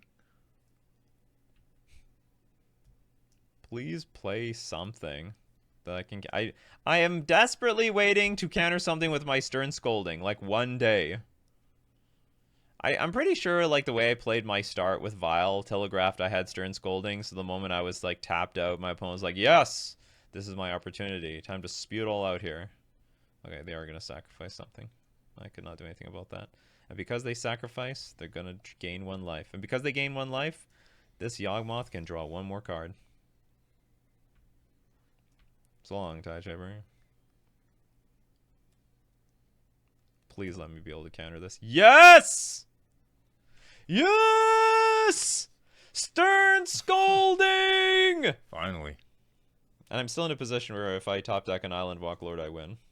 I mean, unless they have removal this entire time. Like, they have no reason to play removal. They can just wait for the right moment. Removal? Oh, sorry. Lord? Do we got a Lord? Also, equally winning is like subtlety. Big, huge. How many Tide Shapers am I going to draw this game? All of them. Apparently. Hold on, cancel. Don't I have lethal here?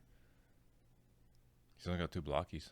Yeah, it was not the situation last turn because there was a token in play. Yes. So now is the case where I can attack with everything. They block, Mutavault, block this thing. then they can sacrifice the cutthroat to gain 1 life, shrink my other 1 attacker. That's not lovely, to be honest. Assuming he thinks of the interaction. They'll gain a life. Sorry, no, they have to pay a life in order to make that interaction happen. So they'll pay a life, put a -1/-1 counter on something. I think it's worth it. And I can even play like a Tide Shaper in the end anyway. Because then they'll gain 1 life, but then they'll lose 1 life. And then they'll lose 1 life. And then how many creatures I'll have in play? I'll have a 1/1 and a 2/2, which can be perpetually blocked by Yawgmoth. Then I can play like well, I mean Tide Shaper might just die. Tide Shaper dies. I'm not in love with this. But they do go to 1. They go to 1, they tick up Grist, they put another 1/1 in play. You know what? I don't like it. Let's just buy our time again. This might be very similar. A similar line.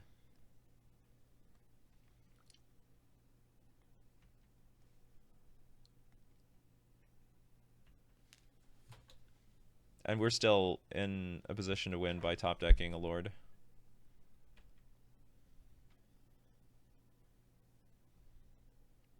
Big position.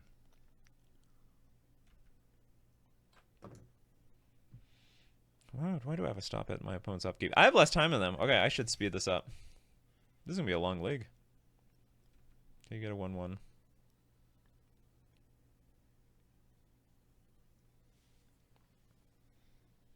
Got him. That is a got him. Oh, this is a problem. Okay, it's not an activated ability, though. Okay, now this is weird. If I draw a Lord, it's actually not lethal. They can sack a thing, gain a life, create a counter. Well, it's close, actually. No, maybe it is lethal. Because I have to sack 2 blockers in order to make that happen. Always no. Yeah, I keep forgetting about this. This is where Lord, time is going. Lord. Okay, finally got a Lord. I think that's a win.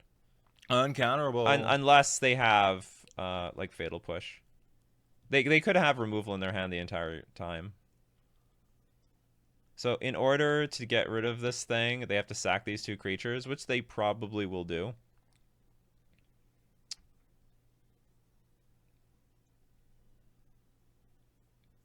Yep, he's paying life. Here we go. This is it. It's go time.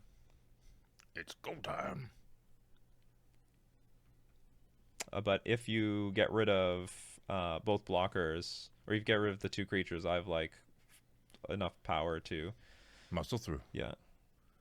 So onus is on the opponent to find like Quarter Calling doesn't even work here. So Quarter Calling's offline. Bowmasters or removal. Actually, it has to be Bowmasters. No! There's no way. No! Oh, proliferate. Okay. Oh no, this Mutavault's going to go to 6 and 5 now. That is that a problem? Nothing dies. Okay, so I can attack for... Now we're in a similar position as last time, where I can attack with everything. Then that will definitely get this Zulaport Cutthroat off the board, because my opponent has to double block, then sack to shrink a Tide Shaper.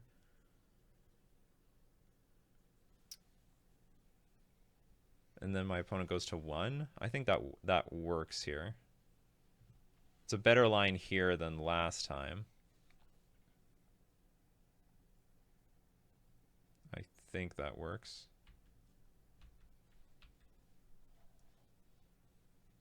They're not dead, but like I'll at least get this stupid card. Is it whenever another? Oh, they're not even going to gain the life. They're not even going to gain the life, so they just die?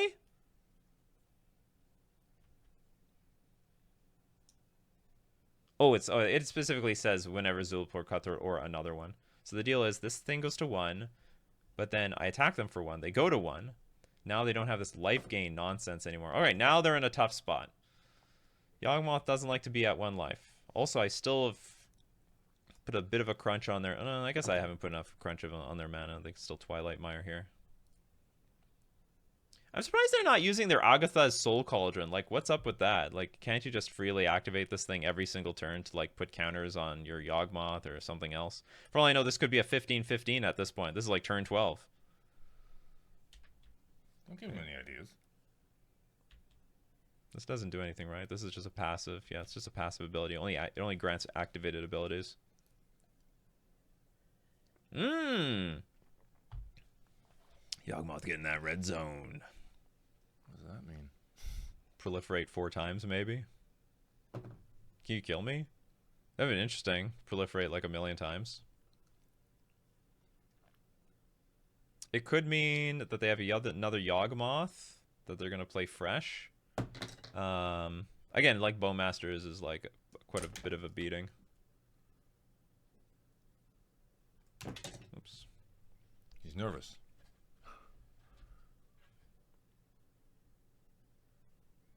Fresh Yawgmoth does nothing.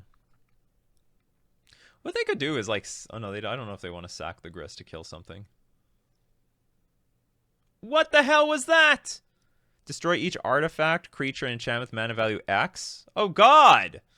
Well, that was not what I was expecting. What's the other one? Crime. Put target creature or enchantment card from an opponent's graveyard onto the battlefield under your control. That's wild.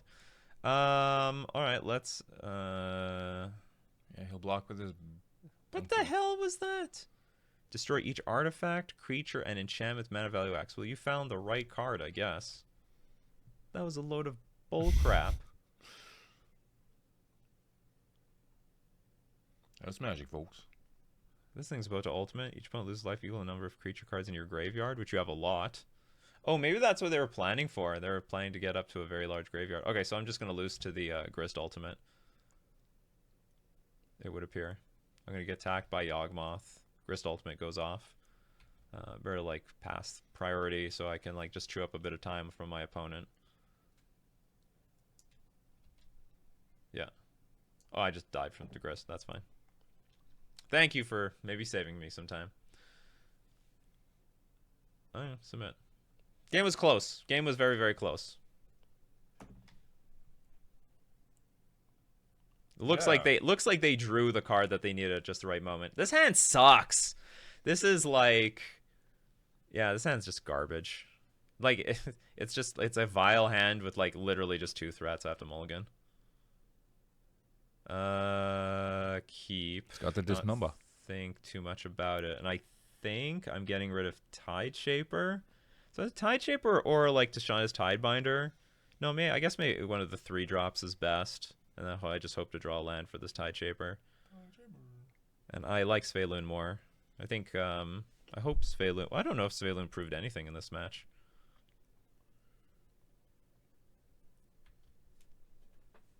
Yet. Yeah. But I think when I'm down on cards on the play, I prefer my Svelun. Move history stuck.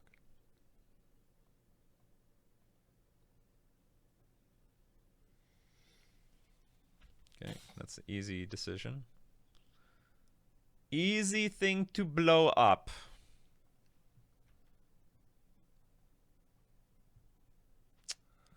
Or do I... Yeah, I'm probably still blowing this up. It's not mana efficient. Not so delighted now, are you? But it doesn't need to be. Yeah. How delighted do you feel now? Halfling.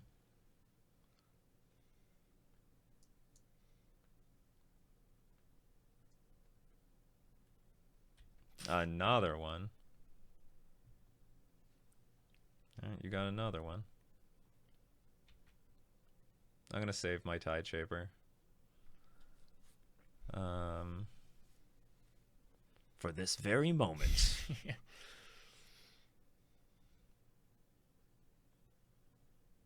I mean, they might have removal. Which, I mean, I can't really play around it. Okay.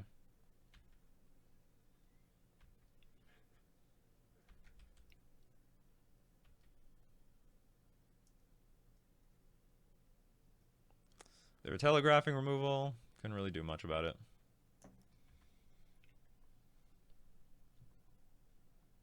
Okay, Grist is not really in a position to completely take over this game. I can play Lord. Okay, well that sort of sucks. Extra creature on the board, no good for me. And we will tick up the vial.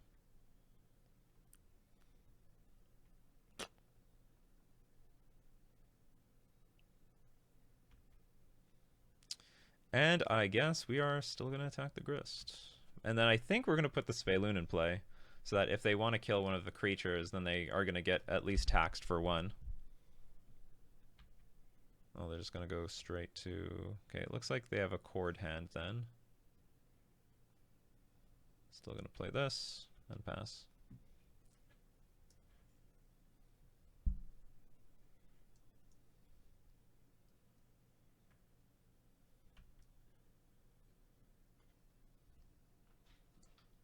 Could really use the Spreading Seas effect right now. Oh, yeah.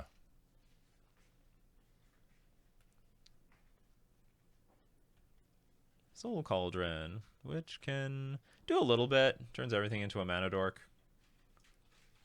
Also makes attacking a little bit difficult. Okay. Okay! Well, Tide Shaper. okay, now we really need that Tide Shaper. If we have a Tide Shaper, well, it's still pretty awkward because then they can Soul Cauldron the Grist.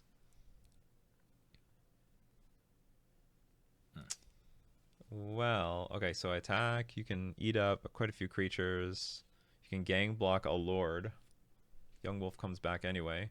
Alright, attack. With just Spaloon. Charge. Yeah. Not even going to do very much.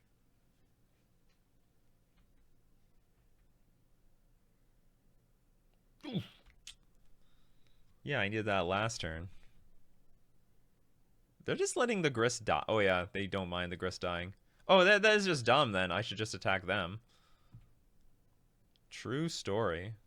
But, hold on, actually. But now, Grist cannot sack anything by next turn. Because it's only going to have... You have to, like, play 2 turns... Spend 2 turns to get the loyalty. So actually, Tide Shaper is online. Alright, then we can hit the Black Source. Which means Yawgmoth is offline. Okay, I'm hellbent. You're committed. I mean, they might have another Grist, but there's nothing I can do about that. See, this is not that big of a problem, because they'll tick up their Grist, or they can tick up several Grists. But they're like 2 turns away from like sacking anything, and they'll be dead by then.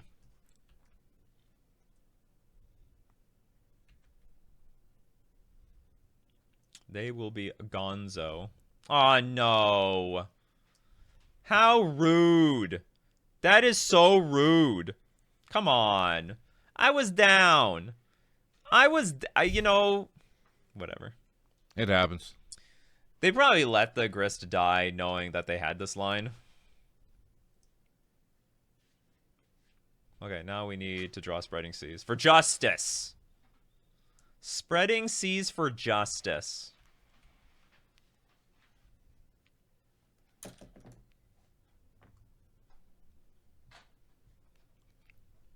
I believe in it.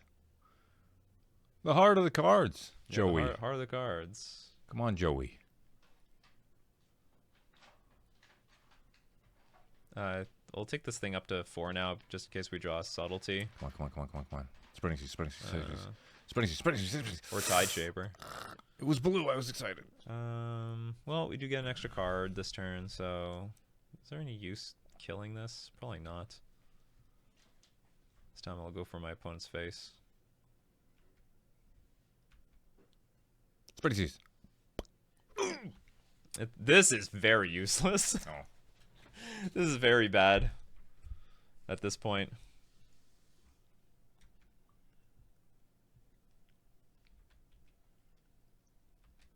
Yeah, this member is like really, really pathetic. They might just aggro me out. George. They have so much mana.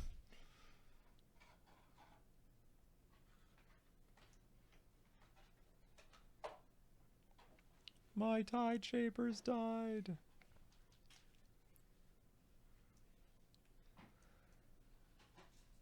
Yeah, I'm thinking maybe I didn't have to play my Tide Shaper out. I could have just played a Lord past. No, but the problem is if they kill that Lord, then I can't attack like a potential Grist the following turn. I honestly don't know what to do even do with this Dismember here. It's just a really bad spot. Everything is a Grist. All will be Grist. Oh, you drew Corda Calling? Okay. This was just our opponent's game. Lucky year. I wonder if there was any way to win the game in game 2. It was close. It was close. I was just like a little off from something. Or maybe I just couldn't attack with the Mutavault when I knew it could be blocked by Yawgmoth, but I don't remember what the game looked like. Whatever, close game. He was hanging on to one life for like 20,000 turns. Yeah, that's. And this hand is. Did we win the die roll? We did win the die roll. Hand's a bit weak, but we can keep it. At least we curve into subtlety by turn 4. I can slow my opponent down by turn 3-ish, and we can attack with Mutavault for a few turns. Depending on how we draw, we can also use Otawara as just a spell.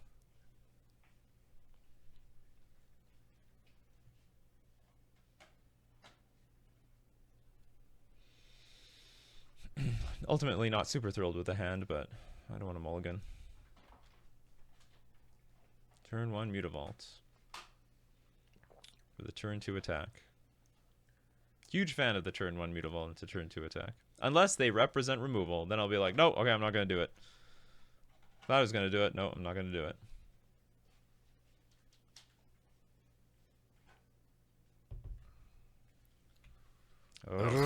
Ragavan. Monkeys usually have lice. A lot of lice on that thing. To be honest, Ragavan looks incredibly groomed. His heart is filthy. Drawing more lands. I feel adventurous. You want to block, buddy? Go for it. The thing is, I don't think block. I mean, I could try to block between the dock hand and the Mutavault. I just don't think it's a great idea.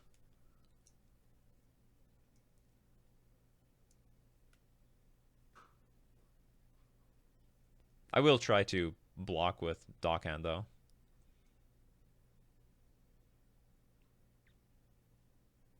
Windswept Heath? Oh, this is just Zoo.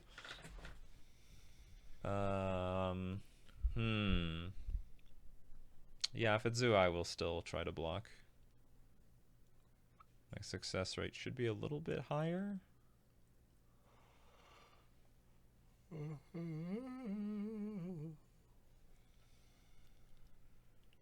Pop him. Lame. Dockhand down. Okay, I haven't played against Zoo very much. Oh my. I could have used that card. Thankfully, he can't. Our opponent can easily fetch Windswept Heath, get, I don't know, Hollow Fountain. Probably Breeding Pool. Sorry, but they probably don't play Hollow Fountain. I honestly have no idea what they play for their mana base. Okay, they're not going to play it. They're going to go the Nishoba Trawler Realm, which would have been fantastic subtlety if I had any other blue cards in my hand. I love how I have one third of my deck is mana. If I keep a hand with no lands, I will not draw lands. If I keep a hand full of lands, all I draw is lands. Okay, I did draw another. Okay, I drew a creature. I cannot complain too much. Not too much. I can complain, though. I'm allowed to complain.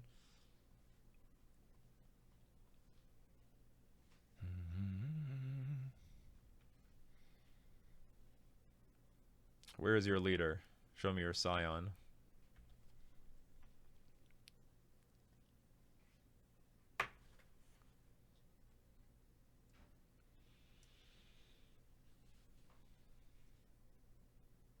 I'm probably going to tick the Vial up to 3, play land, pass, and then have a decision between Otawara, Subtlety, and, I don't know, something else. Okay. My creature is dead. You attack for 6.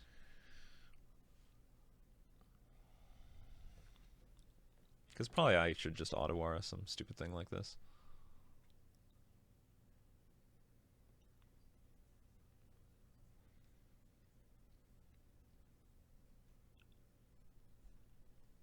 Okay, they didn't put anything in play. That helps me a lot. So the thing is, if I draw a 3-drop, this will be like really important to get in play. If I draw a 2-drop... Actually, if I draw a 2-drop, don't I really want to get that thing in play too? If I draw a 3-drop, maybe I'll just suck it in. Suck it in, suck it in. Well, okay, if I draw a 2-drop, I will Otawara something, then next turn Subtlety something? Or Subtlety, no. Okay, maybe I just say no.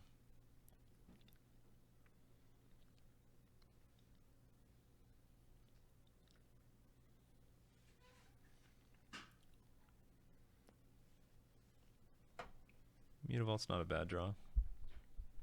It's technically Because, like, if my opponent plays a creature here, I have to always Subtlety it.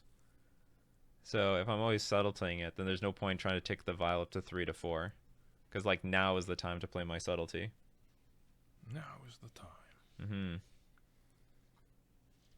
Opponent's drawing an abundance of lands.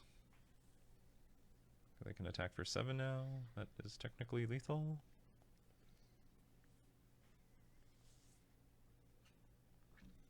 I guess they're like, I don't really want to lose my Neshoba.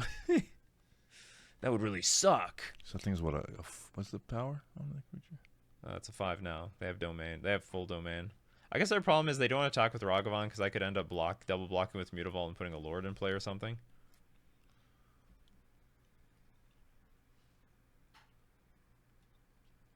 Okay, well, I take 5. It's crazy. Does it get +1/+1 for each land type or something? No, it gets +1/+0. It starts off as a 0/3. And it's going insane. It's flipping out. I think at end of turn I have to just play Subtlety anyway. 3 in the air. Just get a 3/3 in the air. Even though it does nothing. Then he'll play Ooze, which has reach. Yeah, keep this on 2. Take it up.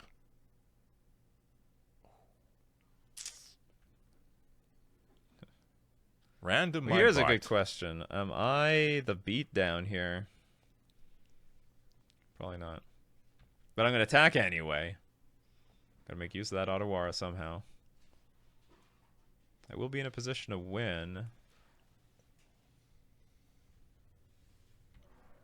I will be in a position to win if I top deck a Lord. An Island Walk Lord. Yeah, it has to be an Island Walk Lord. What does my opponent have? Bobkiss.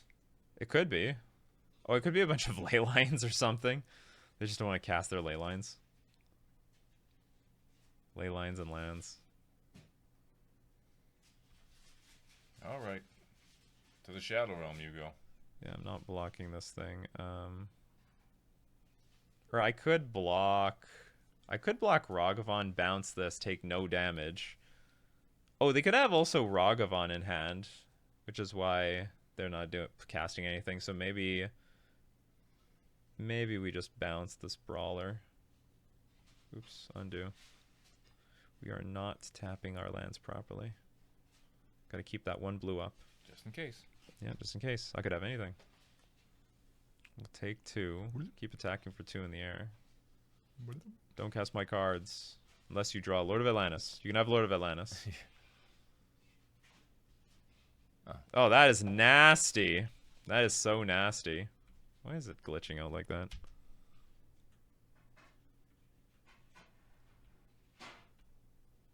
Oh, I'm dead. Okay. They probably had that the entire time.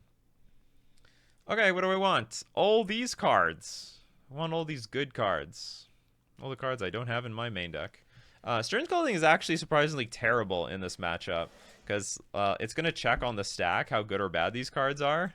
Or, like, it's going to check on the stack if it has 2 toughness or 2 power. And a lot of these things mostly have more than 2 power. We'll take out Force of Negation. I don't know what to take out from here. Maybe Hexcatcher? Maybe some Dockhands and Hexcatchers. I don't know. On the play? I don't need to have as many 1-drops. Or actually, okay, on the play, I'm going to take out the Subtleties. On the draw, I'm going to bring them back. That's going to be my logic. Yeah. I can afford card disadvantage on the draw, but not on the play.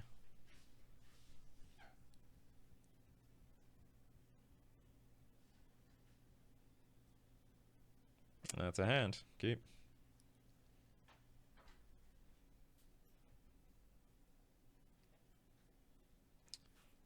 Giganta, does that mean anything? I don't think it means anything.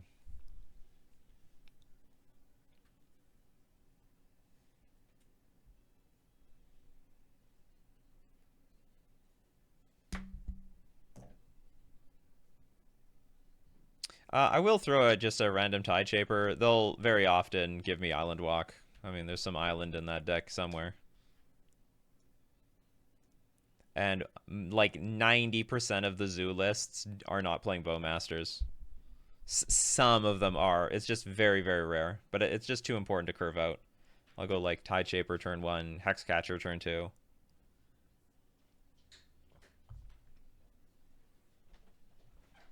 And then I can go like Dismember, Master of the Pearl Triad in turn 3.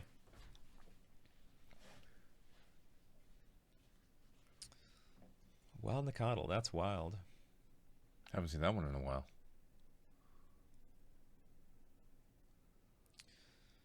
Question. Are you willing to exchange your Nicodle for my Tide Shaper, which technically is doing nothing? Why is this so glitched up? Stop glitching up. It's like a software thing with my keyboard. I have to like reset. Oh, hold on. I just found out. Yeah, I can turn my keyboard off, turn it back on, and usually it fixes that. There we go. Man, that was so annoying. I was restarting my computer to fix that for quite a while. Turned it off. Yeah, let's keep attacking. Let's err on the side of aggression.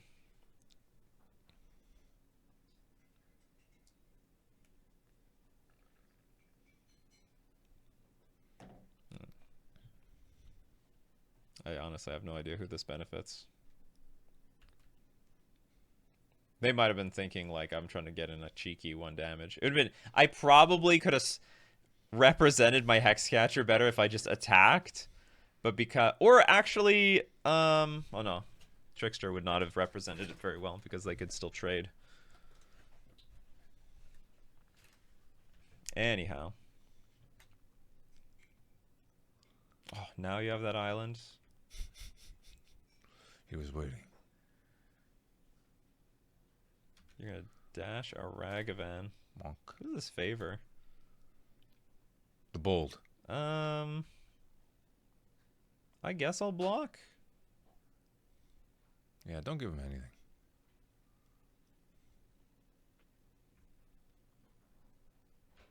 Like, I have a pretty beefy hand. Hexcatcher's not that good. It was a pretty clunky play on their part. And now, the situation, I don't think I want to play Tishana's Tidebinder because I want to save that for that stupid Kavu, if the Kavu is ever played. There's not a whole lot of ETBs. So I think I want to play my Master of the Pearl Trident, Dismember. I mean, there's fetch lands, but it would really suck for me to hold this up and then hit nothing with it. Like, if they just played fetch land, for example, fetch land, creature, pass. Sign of Draco's fine.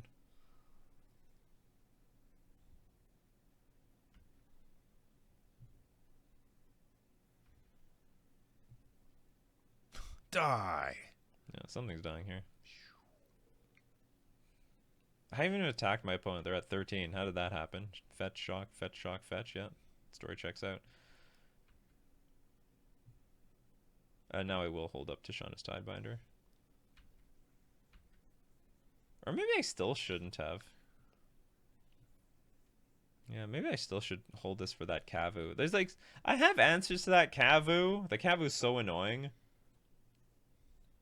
It's been bothering you for years. I mean, I think another thing Tidebinder hits is the, what's it called? Leyline binding. Leyline. But it's pretty easy to play around Tidebinder. Well, if they're going to do nothing, I'm going to do nothing. I'm willing to wait. I'm not throwing this stuff out for nothing. Trickster's interesting.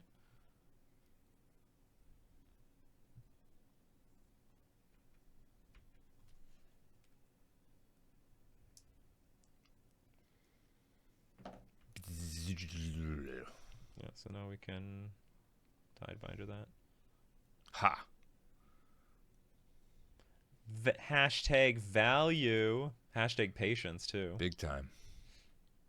Love this new card. Should have gave it to us 10 years ago. Oh, man. If we had the access to this 10 years ago, it's such a game changer.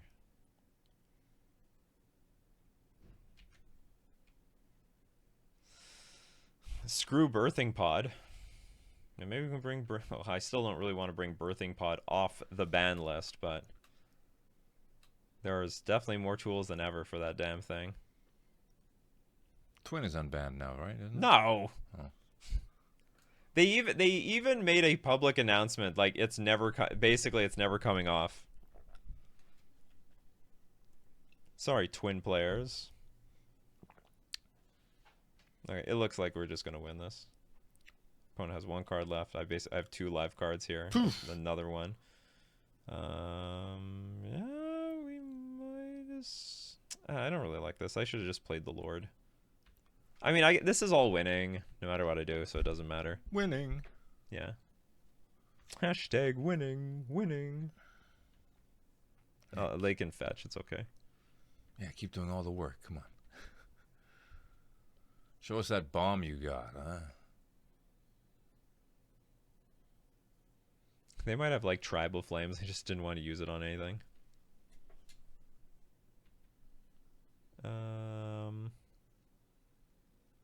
So for mana efficiency, I will play this. And if it gets eaten up by Leyline Binding, then so be it.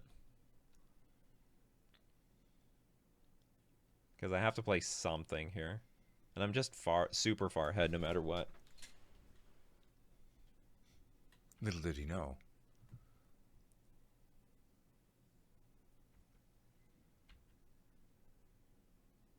Big. That is quite good. Okay, I have no reason to hold back these creatures now. Holding back a bunch of 2-drops the entire time for my Tishana's Tidebinder, and I might as well just go for it. If he's got it, he's got it, but he don't. 3, 2, 1.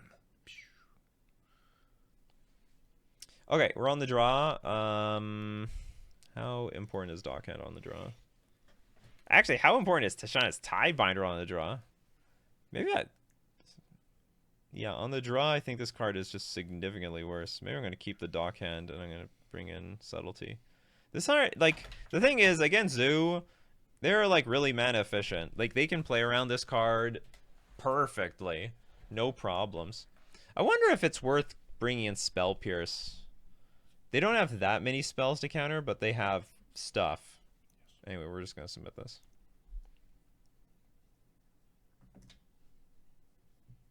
I really want to see a Sphaloon.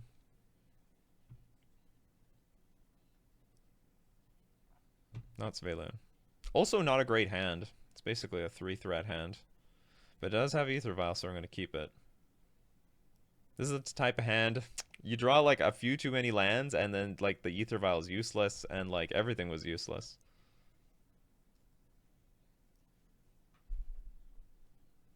So this is, like, the new deck I have to be prepared for Obviously not very well prepared for, given I put all my tricksters and dismembers in the sideboard, but I was prepared. I meant to do that. It was all part of my plan. If it backfires badly, whatever, I'll adjust. Oh no. I have another 1-drop. Into our very pathetic hand. You gotta start Did using... they mulligan? No, they kept their 7. You start playing with gemstone caverns. The problem with gemstone caverns is we cannot afford the card disadvantage. Like, ramping into a 2-drop on turn 2, most decks do not care. They'll be like, okay, Leyline Binding, it's gone. And then we run out of cards even faster than usual. Whereas combo decks, they don't care.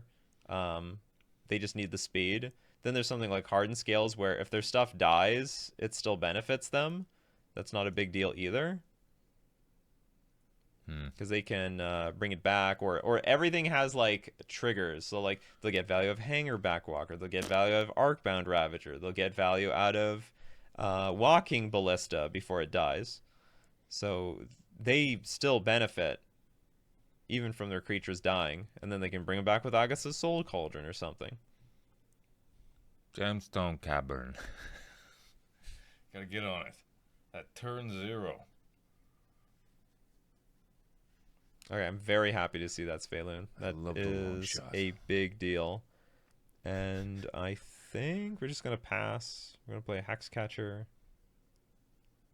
and Violin a Dockhand, and then play a Sphaloon and hope it doesn't get Leyline binded. That's the dream.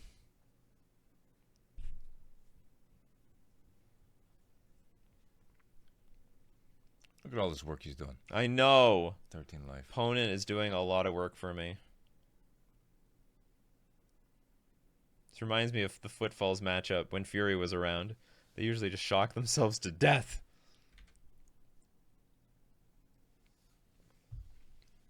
That's an easy block. I might not block it. I might not block it. Why you keep dashing this in? Maybe I want you to keep dashing that in. Okay, you keep dashing in. I think I'm just going to let it through. Yeah, I'll just let it through. Oh no, we got your Platinum Empyrean. Ooh, I got a Vodalian Hexcatcher.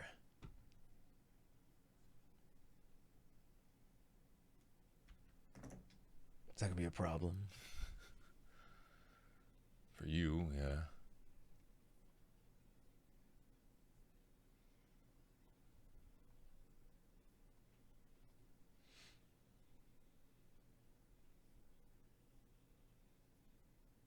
I don't know. Maybe they have the removal anyway. Yeah,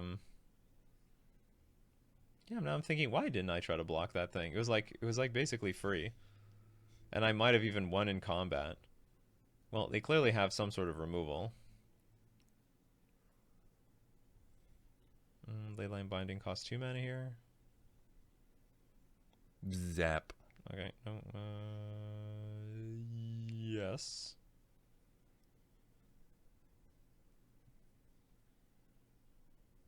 Big.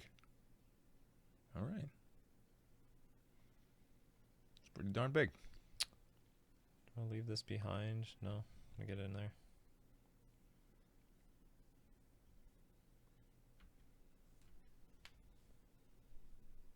Oh, I guess I should have played Sphaloon first. Well, actually, it's got a Lord in play. It's gonna be awkward. If you're gonna kill a Lord, kill that one. Huh. Okay, next I'm gonna play my Sphaloon. All resolves. Shoot. Oh no! They have 2 Tribal Flames.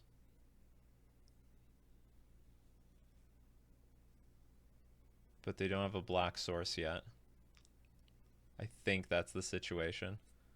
They have 2 Tribal Flames, no black source. So they can only deal 4 damage per Tribal Flame. Huh. Yeah, that's awkward. Okay, so they have 2 Tribal Flames, 1 Ragavan, and I guess 1 Leyline Binding. Okay, so what's gonna go? I guess my Sveloon. Some sort of Daniel Negreanu soul read on his hand. That sucks. Because the problem is now if they dash Ragavan, that's extra awkward. Oh, okay. They didn't have anything I thought they had. It was all lies. Quick, what's next week's lottery numbers? Okay, so they get dash in Ragavan, attack for 5. So if they've won Tribal Flames, may or not be okay for me. Well, I'm still behind here. Onus is on me to win this.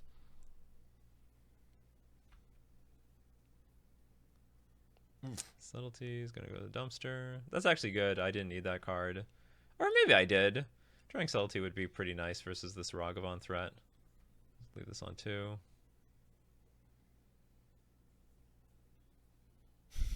Okay. Floated back to the top. Yeah, floated right back to the top. Take 3. Attack for 2.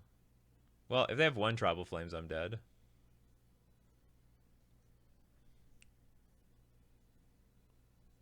Yeah, I have to use my cards the best I can. We cannot not use our cards here.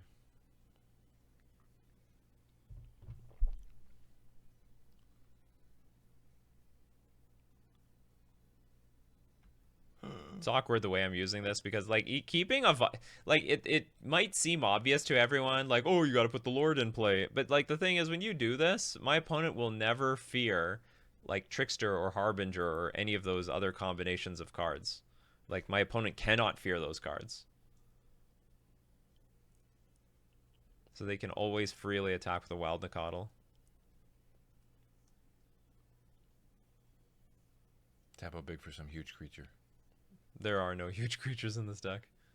I guess the hugest is Sign of Draco, which would cost a total of 4 mana, I guess. Oh no! Yeah, they have at least 1 Tribal Flames. Gotta block this. Oh, I guess they had Tribal Flames Lightning Bolt and the damage was close. I can't afford to block though, because I have no way to win the game. I mean, I could also play Subtlety, Chump, block. Yeah, that's what I'm thinking. No, there's just no way to win the game here. They are telegraphing this so strong, though. Okay, so if I play Subtlety, I lose to Tribal Flames anyway, because I go to 4. Yeah. I go to 4. Little Tribal Flames me for 4. I have to take it and then just hope my opponent is going to play like Sign of Draco second main. Or I guess I'm hoping they're going to play Sign of Draco and then hard cast Ragavan second main. That's the only thing I'm going to hope for.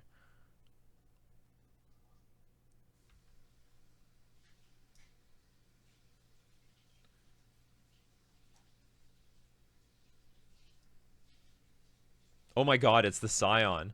Oh my god, the line! Okay, so we're definitely countering this. We're not countering, but... Aha!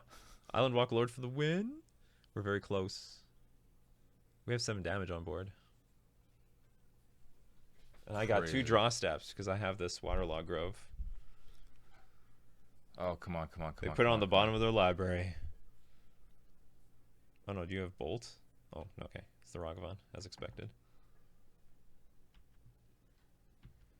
Come on, come on. Come on, good draws. Okay, so I don't even know if I want to take this up to 3.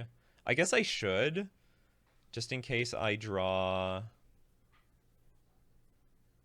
Actually, does it benefit me? No. The best cards I need are 2 mana. So the problem is if I draw a brick and I sack my Waterlog Grove, well, most bricks are going to be lands. So if I draw a land, I can still play whatever I draw. Okay, so I guess we'll just keep it on 2.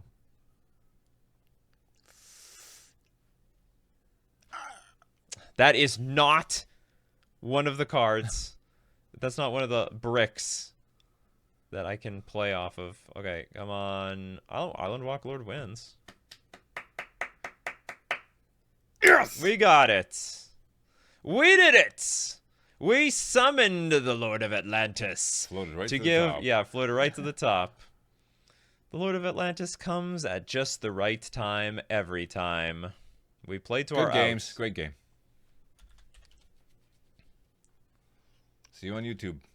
Yeah, see you on YouTube. See you in the funny That pages. was so awkward where my opponent plays wild. Yeah, because the only other combination that I could beat, the only other reason my opponent would attack with a single Wild Nacatl is to play a Sign of Draco for 4 mana because they don't have a swamp in play, and that just ended up being. And I was forced into the line because if I played the Subtlety, I would go to 4 from my Waterlog Grove, and then I would die to the Travel Flames anyway. Well, that was a very squeaky win. All right, move on to round 5.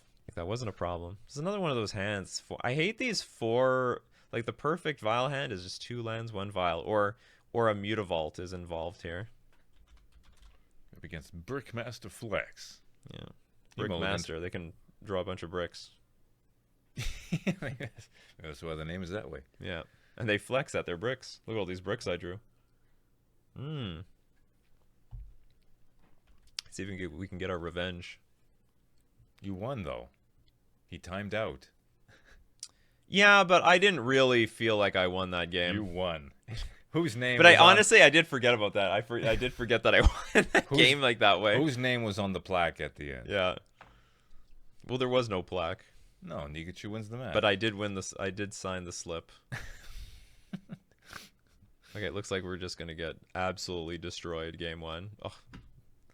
Like what? Why? Like I said before, you know, there's not that many lands in this deck, but like when you keep a 4 land or a 4 mana 1 vial, like 3 lands 1 vial hand, like you need to draw gas to make any use of these cards. Otherwise, the vial is useless. Like by next turn, I will just put like I could. It would my deck would have curved out better if I just played Dockhand turn 1.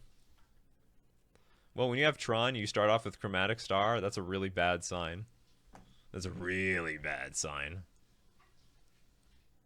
Okay, Ancient Stirring is going to look for gas. Ancient.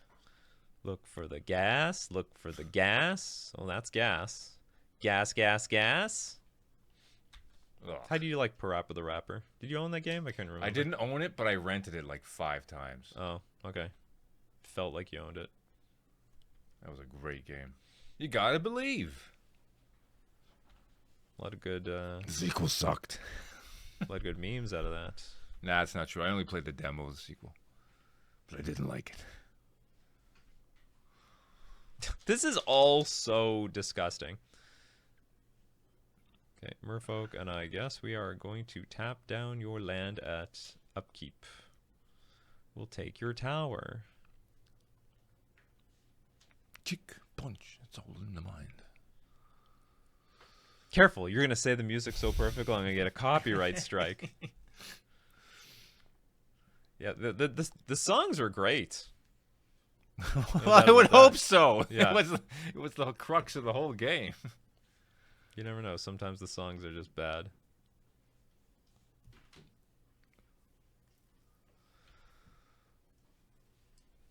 They're digging. They're digging and doing nothing. Still doing nothing. And Urza's tower. Another 1 ring. Eh? Eh? What now? All this power. Yeah. What did the Joker say in The Dark Knight?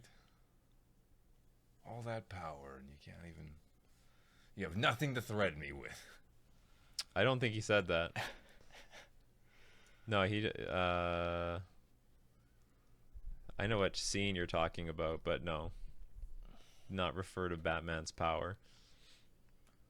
All this strength, you have nothing to threaten me with? Yeah, something like that. Oh, yeah. Oblivion Stone. Oh, there's the thread now. Yeah, there's something. Now what do we do?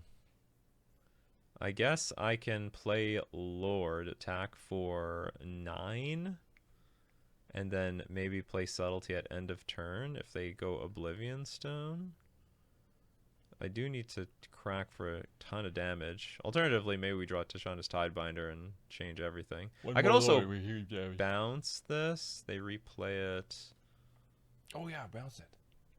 That buys you lots of time. Actually, I should take this up to... no, if I take... okay, hold on. What are my options here? If I take it up... if I draw a Lord, I could attack for 12. And then this will hit them to 14 damage. They're down to 5. It's not enough.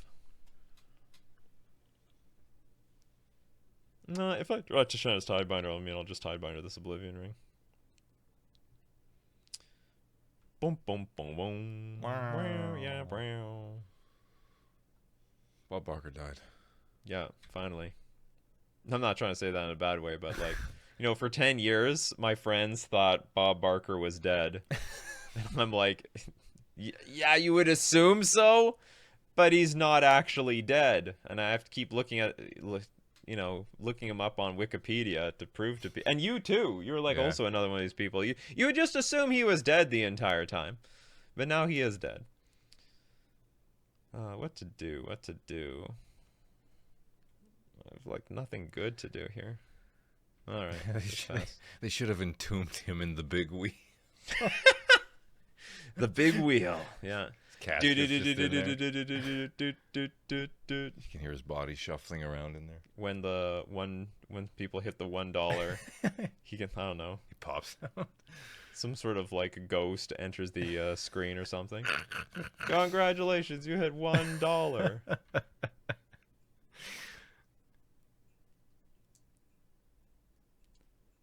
Pop your stone. Oh, you are gonna pop the stone. Good. Okay, I have nothing. Play creature. Play Wormcoil Engine. That would screw you over so hard.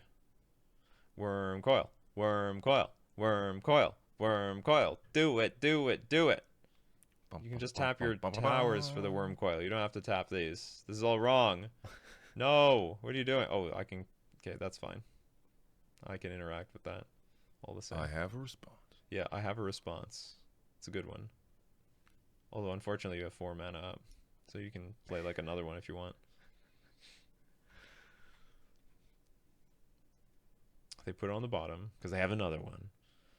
And another one. Oh, they didn't. Okay, that's good. 3 mana for 1 Chromatic Star. Pathetic. Wow, haven't seen that guy in a while. Their hand is so bad. If we win this, I feel so bad for our opponent. They really are brick master flex. They're so close to dead. I'm going to attack for 3, and they have to get rid of this 1 ring. Okay, the best thing we can draw is Force of Negation. So I can counter the 1 ring that they play. I need them to choke on their own 1 ring. Ugh.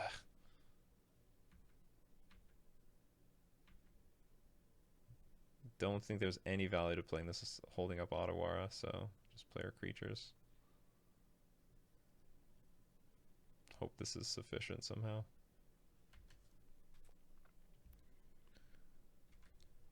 Take another 3, they go to 2. All right, pal, what'd you get? Die to a Brisk Breeze. Like, there's so many ways to deal with this situation. Another 1 ring. Oh my god. They're still drawing cards? Oh my god. Is it Ancient Strings? Oh, is it no? Okay, they finally found a 1 ring. They got 1 off of the Chromatic Sphere. We had to get 1 eventually. You're gonna draw a card? You're gonna draw a card, opponent? No! Ulamog. Why is Ugin so popular now? Ugin, so hot right now. What does he do? Wipes. What are you doing? This card is old. This is just an alternate art. Just wipe my board. Okay, you know what we need now? Mutavault. Mutavault for victory. Or we need our opponent to activate their 1 ring. Yeah, that's fine. I don't care. Mutavault. Mutavault. Mutavault. Brickmaster Flex.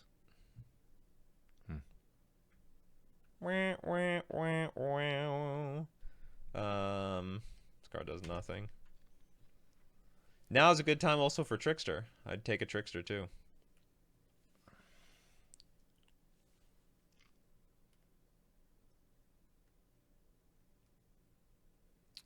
Brick master flex.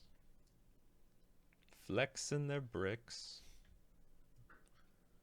It's very nice board you have over there. If only, like, if I drew one lord, we would have won. Or, like, just one random creature somewhere. Instead of stalling out on turn 3.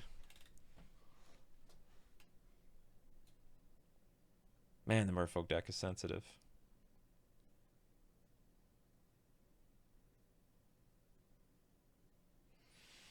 Walking Ballista for this much mana?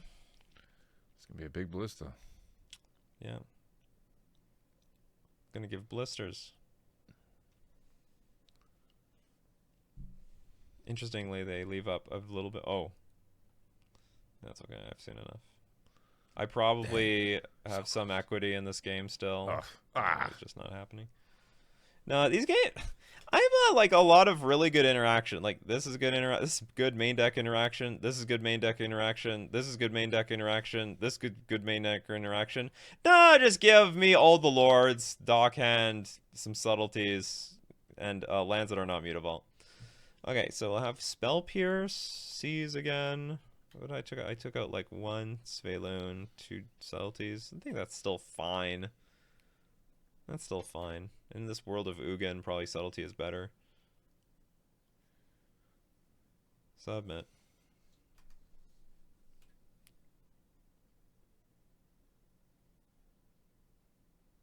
This hand is ugly. Keep. Hey, Mulligan. That's fine. And 5. I probably am not going to play... 4. Oh, that's good. We won. It's a classic 3. L for Tron, really. 3. Go to 3. Given the fact that they went to 4, I am not going to play Tide Shaper on turn 1. I'll play it on turn 2 and just hit whatever the hell they have in play. And ideally, we'll play a turn 3 Sveiloon. He won't even live to turn 3. Spell Pierce. I don't want any of that stuff.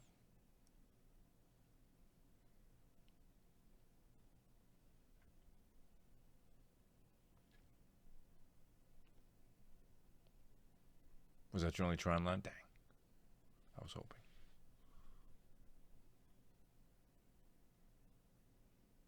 Seven Scrying. Again, I have no counter spells.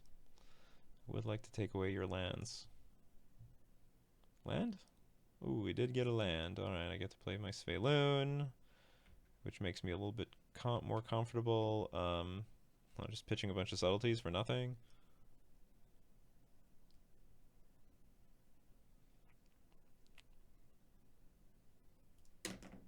Okay. Another map. Which means I have to still deal with annoying cards. You have the answers. They got Urza's Mine.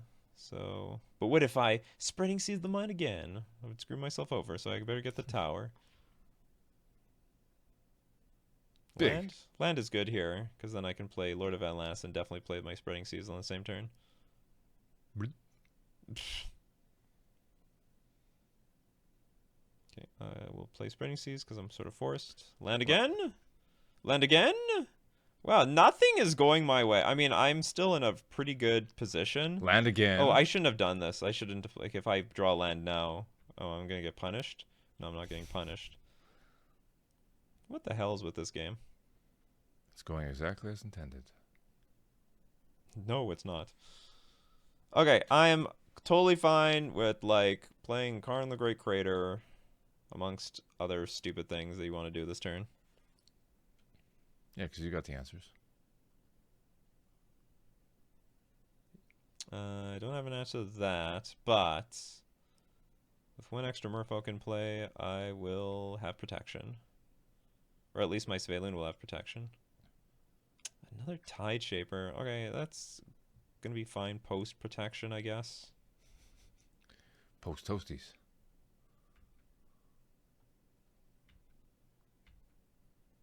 That's great, because now I can flash in like a Hex Catcher or something.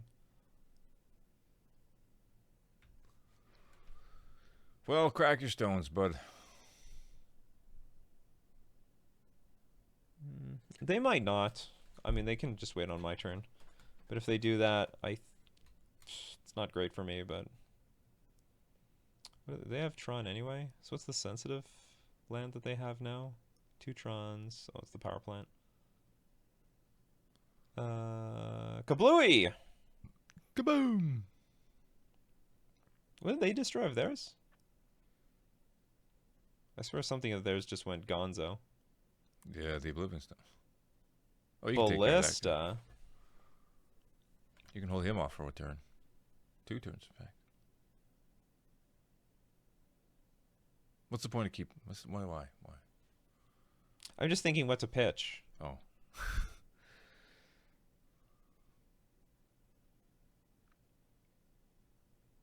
Actually, I could keep it because I can play Hexcatcher. They play a land for this? Yeah, they played a land this turn. I could play Hexcatcher. They can't shoot the Hexcatchers because they can't pay the ward. And then I play Tide Shaper on this. Lord. Attack for... lethal? What, isn't it lethal anyway? No matter what I do? Okay, so let's just... This is all lethal. Yeah, okay. I don't know, I'm even thinking about any of this. My opponent's like, what are you slow rolling me for? I didn't know I had lethal! I didn't see the line. It's a long league.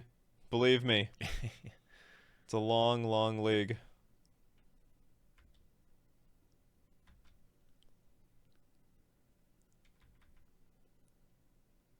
Squeaked it.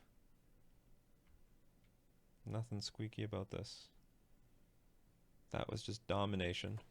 Thanks to their mulligan to 4. As Tron players do. Yeah, I'm going to keep it as it is. I could bring in one more subtlety over Svalin, but I think I still like Svalin. You're not a real Tron player until you mulligan to 3, though.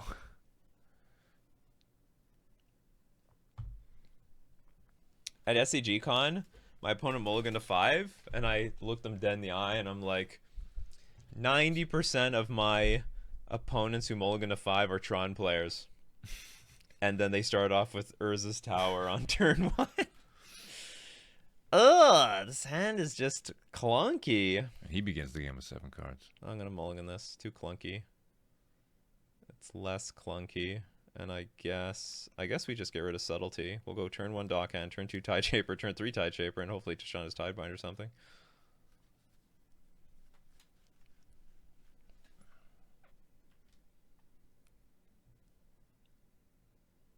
Okay, well, we are definitely curving out.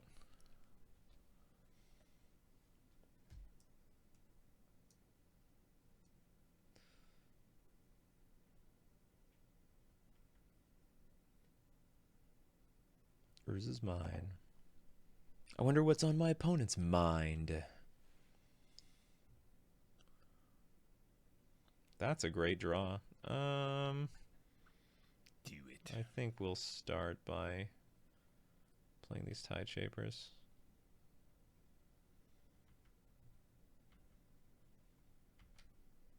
And then by next turn, we might be holding up Tishana's Tidebind or Hexcatcher.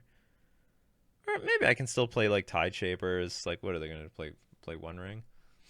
I mean, they might. We've been seeing it all league. We have. Painless land. Good. Yeah, maybe I do nothing here. If they play the One Ring, we'll counter it. And then play like Tide Shaper, Hexcatcher. Or not counter it, I'll like probably Tishana's Tidebinder it. If they do nothing here, I can just flash in a Hexcatcher. Okay. Called it. Enters battlefield. Counter this annoying trigger. Yeah, get a draw card. Get those cards while you can. So it's just neuters the ring? It neuters the ring, and they don't get that protection trigger. Ha! Beautiful. Now to take them off Tron even further. Yes. Can I kill them? I can attack for 3, 6, 9, 11. No. Played safe. What do they have? What did they get? What did they get? Just as he draws a card. Plays. No, but they fetch something with Sylvan Scrying. I mean, hitting any of them are okay. Because I'm still going to attack 4 with 4. Sorry, this is not. This is 3, 7, 10, 12. So instead of attacking for 9, I can sack 2 things and still have lethal. Yeah, that's fine.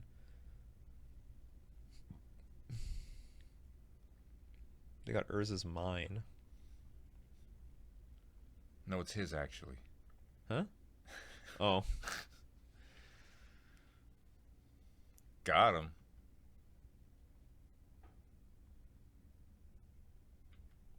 Oof. Power. If it is. It was a decent 6-card hand on the draw. What can I say? It had a good curve and it had interaction. It is the opposite of all those stupid Lord hands that I was having. Not that the Lords are bad, but like... sort of, I don't know. Actually, now that I'm thinking of it, maybe I should have subtleties over some Lords. But usually, like, Lords on the play are generally pretty good. And like, even here, they're like... I don't know, maybe not even necessary, but like, still it's pretty good. You done bricking, bro? Yeah, you done bricking? Have we seen enough bricks? It's got one more flex in him. Yeah. This name just keeps on bringing, yeah. The Brick Master Flex. Flex your bricks. If there's ever a deck to flex their bricks, it would be Tron. Look at all these lands I drew. So the deal is, if they play like another One Ring or even a Karn, I just can sack like 2 creatures, no problem. And I have more than lethal. It's not even debatable. So the only thing that like keeps them in the game, I guess, is like a Walking Ballista for 2. That's fine. That can kill this, block this, but they still take 2, 4, 8. Yeah, they still lose 2, even if they play Ballista on 2. Alright, did you get there, Flex? Was it a brick? Yeah, we're probably just playing things for the sake of playing things. I mean, they might be looking for Dismember. Just having a good time. If that, I mean, Dismember actually still kills them too, because I would then sack 4 things. They're at 3, and then my Hexcatcher is still alive. Here it comes. Oh wow, called it. Yeah, I win anyway.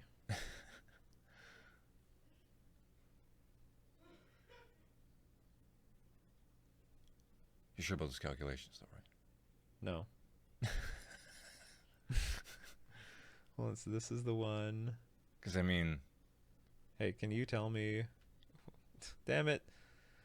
What is this? Okay, I just targeted the mine. Yeah, so. you can't free the ring, that's for sure. I can free the ring. Like, what are they gonna do? They just played their land for the turn. Like, they can draw some cards. It'll do nothing. Unless they have Ornithopter in their deck. Ornithopter? I love Ornithopter.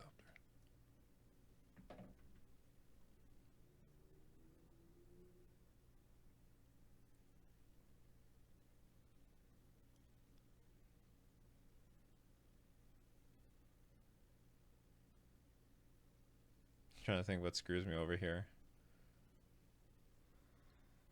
Maybe I should just let this die at this point. Like, what hurts me here? Haywire Might? They block this. They take 4. And you'll have 3 mana open. Huh. Haywire Might actually lets my opponent live another turn. Assuming they block my largest thing. One cancel. Because I'm at a point where if I counter this, they just don't even have to pay. Like, what is it to them? Oh, wait a minute. No, it activates the Urza's Tower. Oh, okay. Can I sack the Hexcatcher? Hexcatcher's Okay. the weakest link.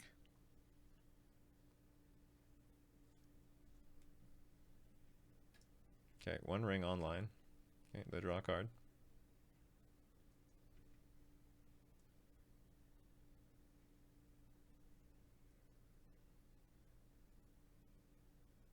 Three.